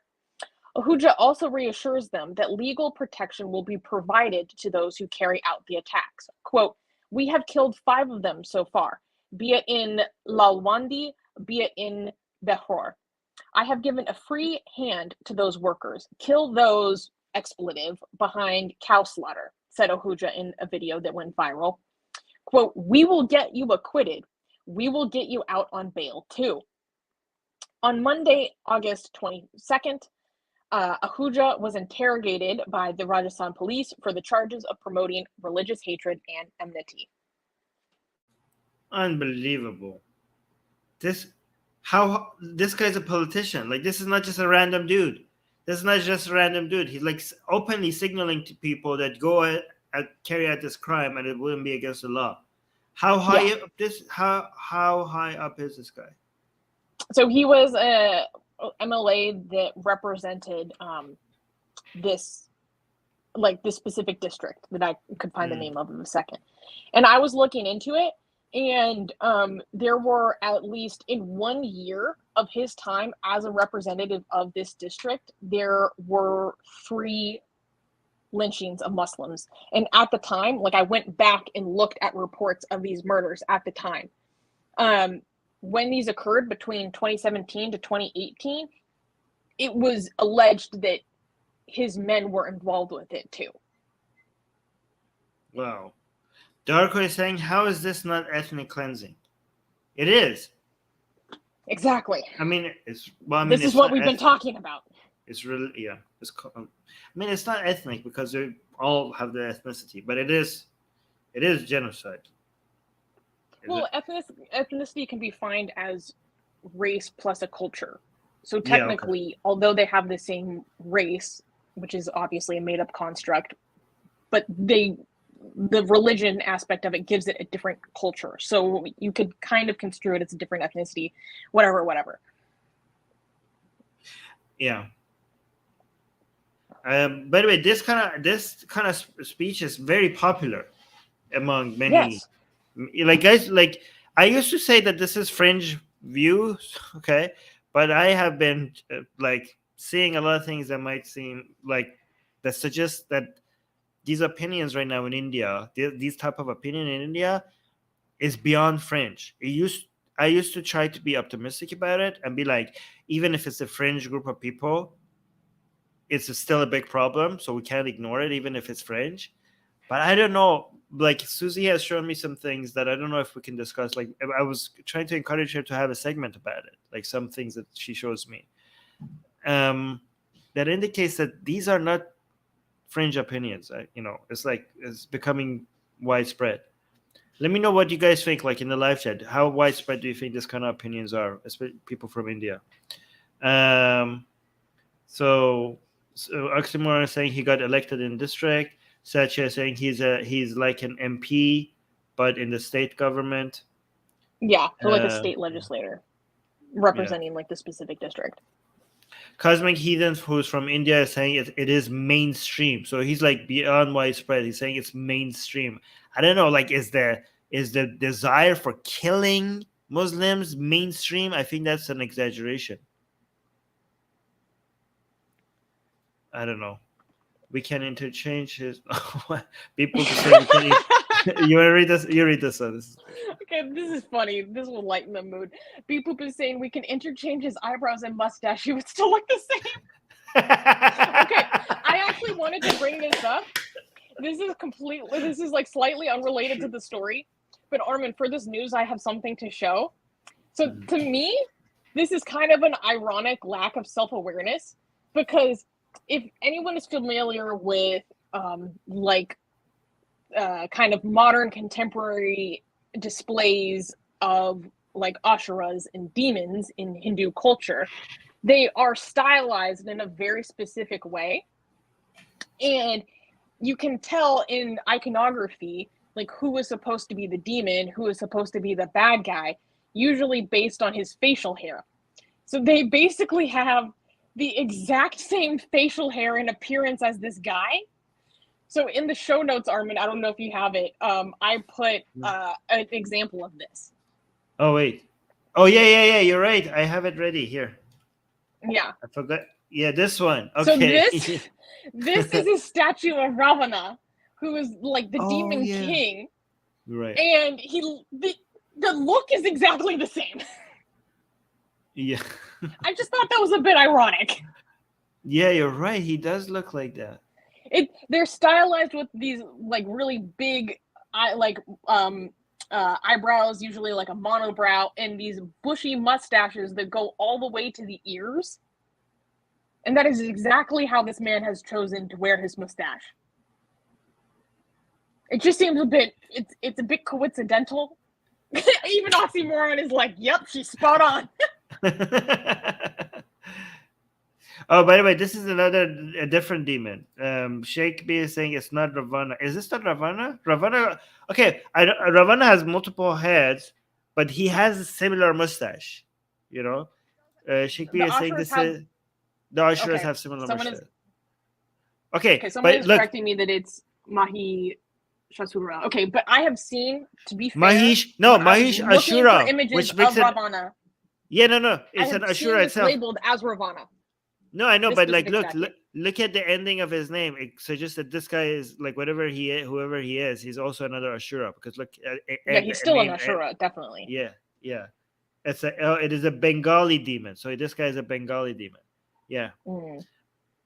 Did you know that Ravana is actually worshipped as a god in different yeah, he's regions? Based on some myths, he's actually the good guy in the story, which makes actually that's what I think. Yeah, this guy is supposed to have 10 heads, by the way. Anyways, I want to read some comments. Let me actually bring back because some people are gonna, if they walk in, they're gonna be confused about what we're showing. So I ask everybody if this is fringe or mainstream, okay, or something in between. Oxymoron is saying it's not fringe in lower spheres of BJP, but that's India IB. What is the IB? Culture in general. I think it's saying no. Everyone does it, so I don't know what that means. But somebody else is saying, Aqua is saying, desire for Hindu Rashtra is mainstream. So maybe not wanting to kill Muslim is mainstream, but wanting India to become a Hindu nation, that's what your Aqua is claiming to be mainstream. Shriyash is saying it's not mainstream, but moderates are tribalistically apologetic. Oh, okay. So I think what Shriyash is saying that it's not the desire to like be this violent towards Muslims is not mainstream, but the people that don't have this desire themselves act, cover up, are being, because these are the same people who are in their tribes. They kind of whitewash this bad behavior, kind of like what I see like Oxymoron does sometimes here. Like Oxymoron himself doesn't desire this, but he kind of comes sometimes, like maybe before, maybe not recently anymore. But I see some Hindu for like they themselves don't want this, but they kind of downplay how bad the situation is. Satya is saying there are 4,120 MLAs in India. I don't know what the parameter for mainstream is, but it is very, very concerning. Yes, we know. Yeah, we so don't this have particular politician has a long history of promoting cow vigilantism. What's it called? Gal Rakshas, cow protectors. He's huge into cow protectors. He openly calls for like a huge promoter of Hindu Rashtra, Hindu nation. I don't know. Well, we'll get into it in the next story as well, because that's also India related. It's so concerning. Like, that's an understatement. Yeah. Okay, so I'm going to disagree with Satya. Satya is saying mustache is a sign of masculinity. That's why they have it. The trademark of Ravana is the laughter. Mustache is common. But you don't see the good guys with giant mustache. Like, if it was common, why is only the evil, like, you don't see Rama with a giant mustache. Have you seen Vishnu? Any depictions of Shiva? Any depictions of Rama? I mean, the depictions of Krishna or Brahma? None of them have giant mustaches. So yeah, I have seen Rama with a mustache, but it's like it's a smaller, groomed, very tight, neat mustache. Not the full going all the way back to your ears, bushy mustache like this guy has. It was just a little too on the nose. You know what I mean? I was like, where's the self-awareness? Okay, Cosmic Skeptic. I'm like, am I the only one to notice this? Skeptic, no, Cosmic. Cosmic Heathen is saying, yeah, go ahead. Killing is not mainstream just yet, but discriminating is, and we are going Yahtzee road full throttle. Well, I don't like the just yet part. Jesus. No, people are not being very optimistic. Not yet, but soon. Okay, we have to move on to the next story. Okay. Okay, can we clap for the next news? Nobody seemed to have died or anything like that. No one died. I hate this guy for other stuff, but we're going to get into it, so we can clap. Next news. Abuse to the prophet. India ruling party lawmaker arrested for insults. A member of India's ruling BJP party was arrested on August 23rd and is charged with, quote, habitually delivering provocative and inflammatory speeches. Thakur Raja Singh, a member of the Telangana Legislative Assembly, or an MLA, since 2014, was arrested as thousands of Muslims went into the streets to protest one of his speeches against the Prophet Muhammad. 2 weeks before Singh's arrest, the MLA threatened to burn down the venue of comedian Munawar Farooqi's show in Hyderabad. Farooqi is a Muslim comedian accused of making fun of Hindu gods. Although, he's accused of blasphemy. Oh, wait, no, I'm going to get into that. Okay. Singh posted a video on social media threatening to beat Farooqi and throw him out of Telangana. Quote, none can stop us. This is a challenge, Singh declared. Earlier this year, Farooqi was arrested and charged with blasphemy, despite lack of evidence. Not content with his threats to Farooqi, Singh released another video with quote-unquote derogatory comments against Islam and the Prophet Muhammad. Singh was arrested but was released the same day, basically citing a technicality or like an error. Singh explained that his video was targeted solely at Farooqi and was not targeted at any religious community. However, the BJP is not taking any chances on Singh's charged statements. Before his arrest, Modi's party suspended Singh over his quote-unquote insults. Wait, I don't get it. I'm confused. Can you do a breakdown? So one thing I wanted to talk about. Okay. So this guy who was a lawmaker until recently, our BJP lawmaker, he so Moonwai Faruqi, who we are familiar with on this channel, if you don't know about him, like just go look it up on our channel. He was going to have a comedy show in Hyderabad, okay? And this representative, was like, we're going to go burn down the venue if he performs. Because so that guy, yeah, so that guy was blaspheming against, like, accused of blaspheming against Hindu gods, right?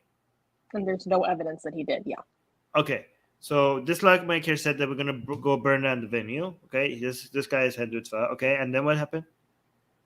So, and basically saying no one can stop us. Blah blah blah. This person is in the government. This is so crazy. So then apparently that wasn't far enough, and he's accused of putting out a video in response to this, protesting this comedy show that insulted the Prophet Muhammad or Islam in some way. Now, here is a huge frustration I have with Indian media. I cannot find a record anywhere of what he said against the Prophet Muhammad. I don't know what his statements were, and I do not trust how these statements were described based on how Nupur Sharma's statements were described. How it was an insult, derogatory, blah, blah, blah. When we pointed out time and time again, the Nupur Sharma's supposedly blasphemous comments are literally just Islamic canon, right? Yeah. Again, we don't support Nupur Sharma or this guy, okay? But they're bigots, okay? But their comments were just described, like Nupur Sharma's at least comments were describing what Muslims believe Islam themselves. is. Yeah, okay. Yeah. So based on how the media has characterized what Nupur Sharma said extremely inaccurately, like, I don't actually know what this guy said, because most Indian media that I have found when looking into this straight up say, like, we will not be publishing what his comments are. Maybe because they think they might have some sort of they might face liability themselves, or they might, I don't know, but they don't publish it. So I cannot actually make an assessment on what his statements were. Was it blasphemous? Was it actually derogatory? Maybe he was just saying something that actually is in Islamic scripture, but the media doesn't freaking tell me, so I can't make a judgment. Okay. But he comes back and defends himself by saying this isn't about Islam, this is just supposed to be against this comedian, yada yada. But the information isn't even put out there in English for me to make an informed decision myself, which is extremely frustrating. All of that being said, regardless, this politician is straight up a horrible person that I do not understand how he is even allowed to be a politician, because he's had over 50 FIRs, aka police reports, filed against him over the past few decades. I literally found articles where they were counting all of the laws he has broken, like his rap sheet, and including rioting and burning down police cars, like going and attacking, assaulting police offices, buildings, property, etc. for he doesn't not get in allowing trouble him for to that? do Hindu festival like processions. And he doesn't get, what happens to him when he does these things? Like, he just seems like, basically either these charges are still being investigated or the charges get dropped in nearly every case. But at this point, the BJP is so freaking traumatized by what happened to them over Nupur Sharma that they just throw out these people like they're nothing, which I think is, like, that itself needs to be unpacked. So, two things here, okay? First of all, it seems like this man has been calling out for violence and burning down stuff, and the thing that he's getting in trouble for is his comment over Muhammad rather than all this other stuff that he's been doing, which shows you where, like, is that accurate? Because it seemed like apparently the officials care more about his comments over the Prophet than all this other stuff. He has faced charges of inciting communal violence, basically a lot of blasphemy charges before, but not, okay, here's what frustrates me about India's penal code is that the penal code that is against blasphemy is the same one that is for inciting violence. So he has been charged under the exact same areas of the penal code that we have faced FIRs for, right? Oh, but, yeah, like, for people who don't know me as between Susanna, us and them could not be more extreme, right? Because we're just doing blasphemy. He's actually advocating for violence, but based on the definition of the penal code, they're the same. Okay, for people who don't know, me and Susanna, like us two right here, we're also in charge in India based on the same law. So, okay, we're in the same camp as this guy. Oh, Which is like such Satya an is getting insult. your accent. Yeah, yeah. Um. Um. Okay, so wait, but I want to unpack something real quick. So there are many Okay. times where he has gotten in trouble for his speeches that do incite violence. Like, I was reading about this guy's history. He literally, I don't know how I can say this for YouTube. Okay, YouTube, I am reporting the opinions of someone else who is a horrific person for the sake of educating our audience, okay? This person has said that Rohingya Muslim refugees should be, let's say, gifted a bullet in the head. Oh no! What? Yes, he is Okay. hardcore. How is he not in? How is he still a politician? Exactly. Okay. But it took this to get him kicked out of the party. Yeah, that's This what is I'm what gets him saying. kicked out of the party. Like you, like God, look at even in India, which it's a Hindu country. Okay, it's not an Islamic country. Okay, so it's mostly a Hindu country. It's supposed to be a secular country, but it's mostly a Hindu country right now.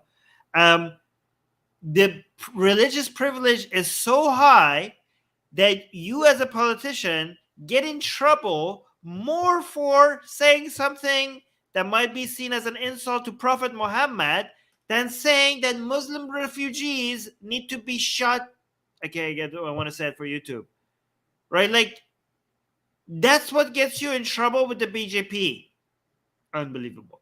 Also, by the way, I think given how anti-Muslim a lot of Hindutva are, the constant sensitivity of the BJP over anti-Islamic comments is starting a major drift between the Hindu nationalists. You know what I mean? Oh yeah. Like a lot of Hindu extremists think like this is not their party anymore. Like why are all these people who are speaking the truth about Islam being punished by the BJP? Is this not our Hindu nationalist party? Or the quote unquote truth about Muslims and how the country needs to deal with them in their conception. Yeah. Why are they being punished for it? I kind of think of it as how, like, after the January 6th attack in America, like, the hardcore Trumper Republicans were like, we are leaving the GOP because the GOP isn't hardcore enough. Like, there was, like, kind of a schism, and I don't know how much that schism has lasted, but kind of, like, the hard line is like, no, you're not extreme enough. So we're going to, they, threaten to leave and form their own party or something. It's crazy. It's so crazy. Yeah. By the way, does anyone in the live chat know what this guy actually said? What did he actually say against the Prophet Muhammad? Is this it? I don't know if this is the comment. I have a whole bunch of comments highlighted that I want to read, but is this it? In the video, he referred to Muhammad as Munawar's 52-year-old lord. I don't know if this is it. Okay, if he did that, how is that offensive? I don't know. How is that offensive to the Prophet Muhammad? What the hell? Don't know the standards are so messed up here. The standards are so messed up, and it just seems so rotted to the core. Yeah, I don't know if that's it. I don't even know if that's what Satya meant. But here, let's read some other comments that I highlight. Satya said, I don't like Singh a bit, but I'm happy the left termed Sharma a bigot without proof. She was helpless.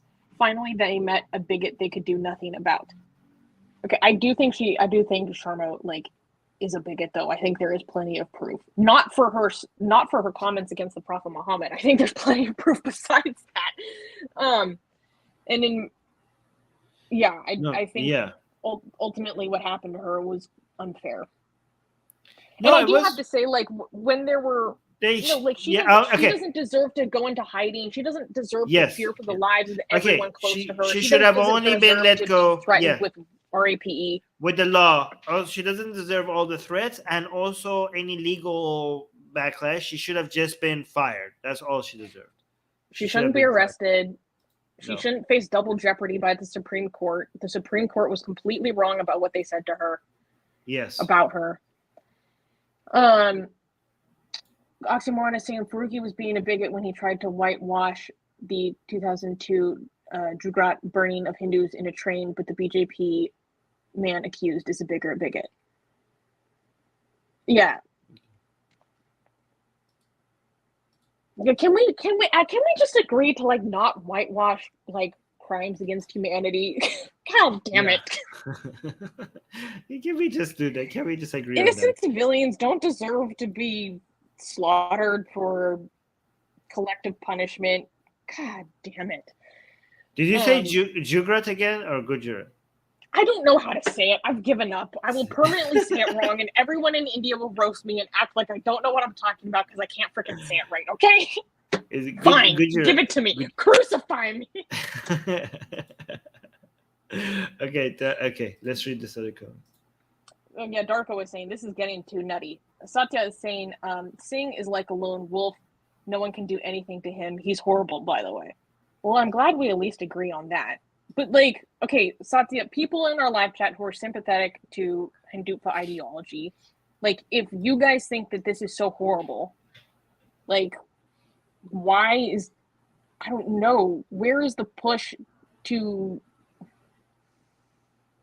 change? For something that actually is, like, this kind of ideology that would imbue these views into people is not something that is life-giving. Yeah.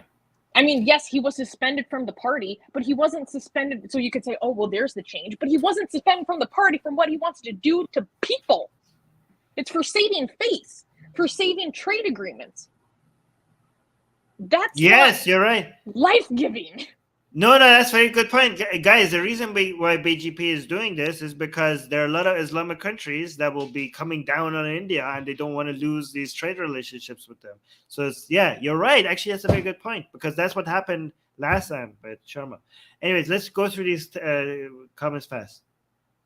Beep is saying he said that the BJP is cowardly and he doesn't care about the party, only ideology. Yeah, he's like, he's left the BJP many times because they're not hardcore enough. Then he comes back every time. I don't know.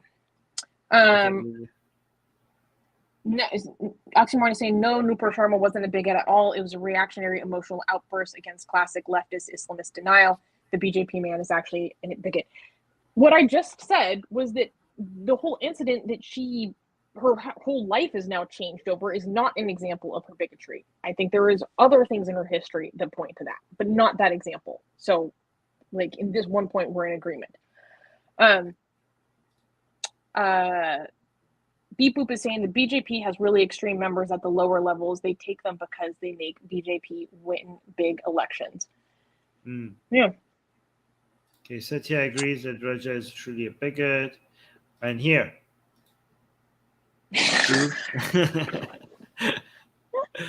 Indians trying to explain to me how to pronounce their language like I'm 5. Okay, let's give this a shot. Gujarat. Isn't that Gujarat. what I say? You said Gujarat or something. You say that instead of saying G, you say J. You start with J. You start with the J sound. Gujarat. Gujarat. Yes, that's right. And now I'm like gaslighting myself. Is that not what I say? Okay, here's the comment regarding the video. Oh, Satya is saying that Raja Singh said that Munwar's 52-year-old lord was a, for the sake of YouTube, I'm going to use the term child lover. Yes. Okay, I mean, I don't even know how much Munwar Faruqi actually is a believer because he like cracks jokes at Islam all the time, but he comes from a Muslim background. Yeah. Either way, that's technically not wrong. Charles is saying, Susanna, you're in Europe now. Get ready to mispronounce most things around you. I am going to be massacring every single language I encounter, and I'm going to be pissing people off as a typical American. So crucify me, okay? It's a cross. Right, last comment before we go to the next one. Sheikh B is saying they are also doing this because that will be the final trigger point for Muslims to go violent and not vote for BJP. Wait, I'm not sure if I understand the point of that. No, I don't. I think he's saying the fear is from Muslims within India, but I don't think so. I think the main fear is from other Islamic countries that are very important, that have important relationships with India. I think that's the major. I mean, based on what happened with Nupur Sharma and the consequences that they had to pay, I think they learned a lesson. I think that's what they're afraid of. Like, I think that would be the best guess. Okay. It's so funny to see them. Yeah, like the fact that the BJP is like cowering over this thing is like needs to be unpacked on so many different levels. It's fascinating. And also the fact that, I mean, we talk about this so many times, like this is what the Muslim community is more concerned about over the systematic brutalization of Muslim citizens in India. So maybe I'm wrong, because Sheikh B is saying BJP has a huge Muslim voter base. So it depends on the area. Yeah, but again, that might also play into it for why they don't allow anti-Islamic comments from some of the politicians. So again, this also shows how bad the priorities of Muslims are. Many Muslims are. Okay? Facts. Yeah, we should also hold them accountable too. Yeah, no, because you know that you're freeing Muslims, okay, because you're not worried about the Muslim reaction when you threaten them with death, okay? Because Muslims, apparently, many Muslims seem not to care much about other Muslims, okay? It's, you're going to get a reaction out of them when you insult their prophet. So Muslims care about insulting the prophet, many Muslims again, over their fellow Muslims.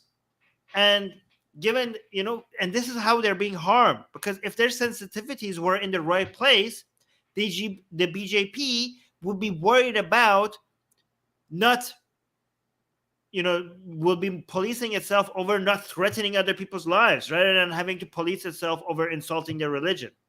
This is why getting the sensitivities right in the right place is so important, because the politicians will have to bend over for the voter base in the right place if your sensitivities are prioritized correctly. Does that make sense what I'm saying?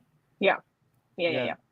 Oh, there was one final thing I want to say. Okay, so when there was like huge protests by Muslims over what Raja Singh said, they were burning effigies of him. Just like, not cool. Just not cool. Okay? Let's not do that. That also feeds the narrative on the opposite side, even though this guy is a horrific person, genuinely. Yeah. Let's not burn effigies of people, okay? It seems a little bit threatening. Yeah. All right, let's do the last news, because we're past the 2-hour mark. We should have finished this one. Okay. Yes. Can we clap for the next news? No, this is not something we like at all, but this is very important. Okay.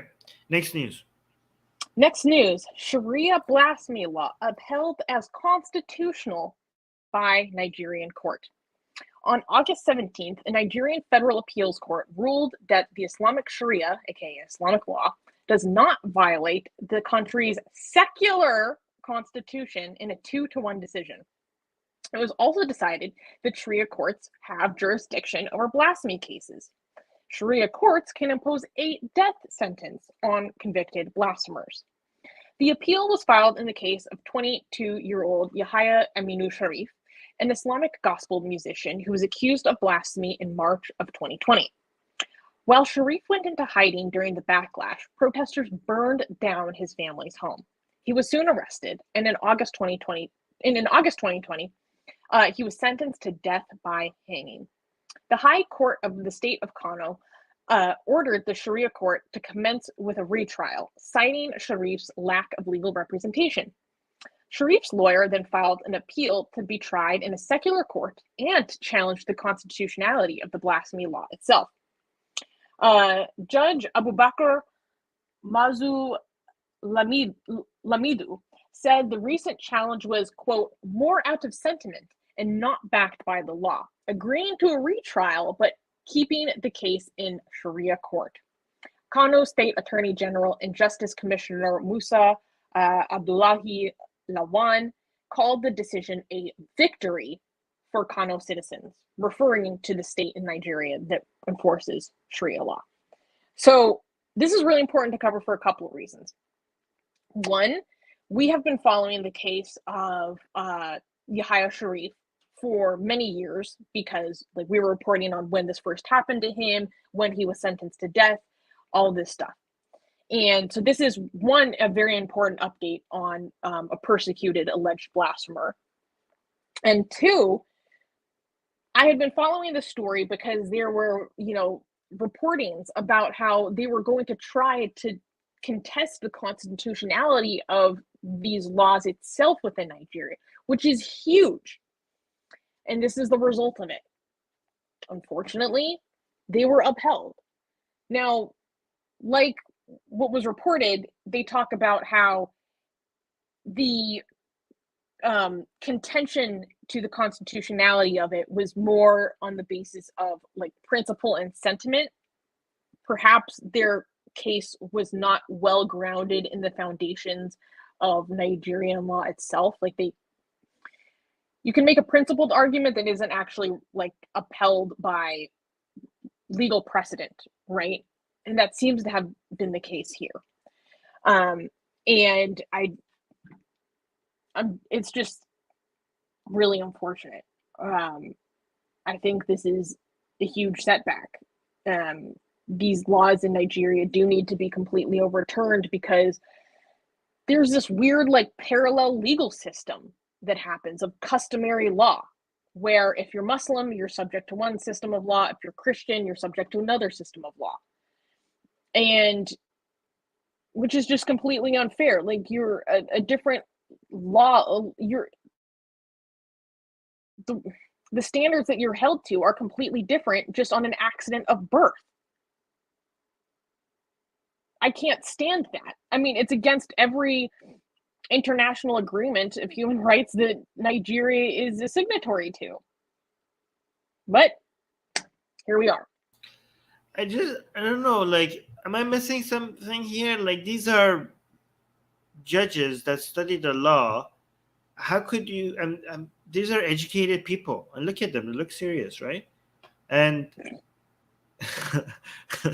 and they come up with a statement. Am I just like too naive to think like this sounds insane for somebody to say that Sharia law does not contradict our secularism? Like, am I just like, if these people, like, I must be the biggest idiot in the world to think that, like, if these people have a point. Like, sometimes people say something that just sounds so outrageous that I question my own wisdom. Like, maybe they know something that I don't know. Like, is this like insane? Mm-hmm. Is this insane or not insane? Like, to you, what do you guys think? Like, no, I agree. On its face, it doesn't make any freaking sense, right? But the only way that I can explain it is that there are probably legal precedents that led us to this point, right? And there's a historical reason why there kind of is this parallel legal system that basically developed in the 90s, I believe. Like, okay, but it violates secularism still. I understand, like, you were explaining where this comes from, but saying that it doesn't violate their secular. Okay, maybe your country's secular constitution is just like I don't know, not very secular. I mean, I don't know how they define I think secularism. So this is okay. I am no expert on Nigeria's legal and penal code, right? But this is basically a basis of secularism in the form of what's it called? Customary law, which is similar to the basis of India's secularism. Basically, like this idea of secularism being you're going to like enshrine what these religions are within the law, and then everyone is entitled to their own religious practices, but we have to come up with our own state definition of what these practices are. Like, it's a very different and extremely flawed concept of secularism. So flawed that it's not secular at all. Yeah, exactly. Like in India, they have customary law, which is where we get. You're executing people for blasphemy. Okay, you can't be like, oh, like people are being executed for blasphemy. Are like, oh yeah, this doesn't violate our secular constitution. Like, what am I? I mean, or the aspects of our constitution that enshrine protection for the freedom of expression. Oh my god. I mean, I don't know. Okay. I guess secularism has lost all its meaning, if that's what you call secular. Yeah. Okay. I don't know. Maybe there's some legal definitions that make sense on a technical level, right? But on a principled level, it makes no sense. Okay, remind me to give a bonus to whoever on our team was responsible for this cover. Okay, yes, I did want to talk about this. Having the Prophet Muhammad seated amidst all the judges like he's in court was genius. Yes, this is pretty good, actually. Like that, the cover designer requires a bonus for this. This is pretty good.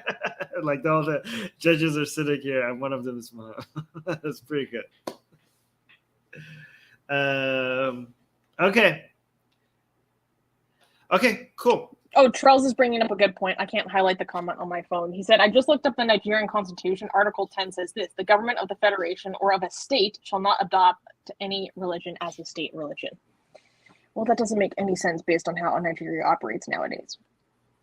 It literally makes no sense. Yeah, so what does it mean to not have a state religion where you're executing laws that are religious? Like, and they say that Kano State has a right to execute Sharia law. If the laws are based on religion, how else would you establish a state religion than having laws that are religious? Anyways, maybe you just officially say, officially don't say it. That like apparently they're not religious, just nominally. Like we're just not going to say it. So we're going to just do religious things, but because we're not officially saying that it's a religion, that's good enough for the Constitution. I don't know. It makes no sense. Sense. Yeah. I have some comments. I hope that there is like some sort of case that comes forward that actually does present a really good structured argument on the basis of legal precedent that can challenge these things, because it is so direly needed in Nigeria. All right, Susie, I need to end this right now because I have a stream coming up.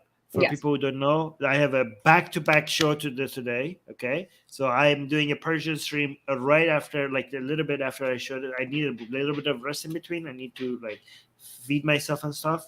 So I need to switch my brain to Persian. Yeah, I need to like start thinking in Persian because the next show is in Persian. Okay, Atheist Republic. Yeah, so we won't be doing an AR news segment this week because Armin has a hard stop. So this will be the end of our show today. Yes. For people who don't know, Atheist Republic has also a Persian show on the Persian channel, so that's what I'm going to be hitting right now. All right, guys. So make sure you like and subscribe and hit the bell notification and leave a comment, okay? If you don't know what to say this for the YouTube gods, okay? Say for the YouTube gods, just leave that comment, okay? If you I give it as offering. I guess actually that's better. An offering to the YouTube gods if you want to make it a longer comment, okay? For the algorithm, or for shorter. And also tell people about how good this channel is, okay? Tell people, recommend us to other people, word of mouth. Tell them that this is a show that you have to check out, okay? So, anyways, thank you. Yeah. Leave a comment telling us how we were wrong. What do you think? What do you think about what we talked about today? How do you think things can improve? Because I would like, based on today's show, some positivity about how things can improve. Oh yeah, leave a comment saying Salam Farmande. All right, guys, we're gonna talk to you soon. Bye. Bye.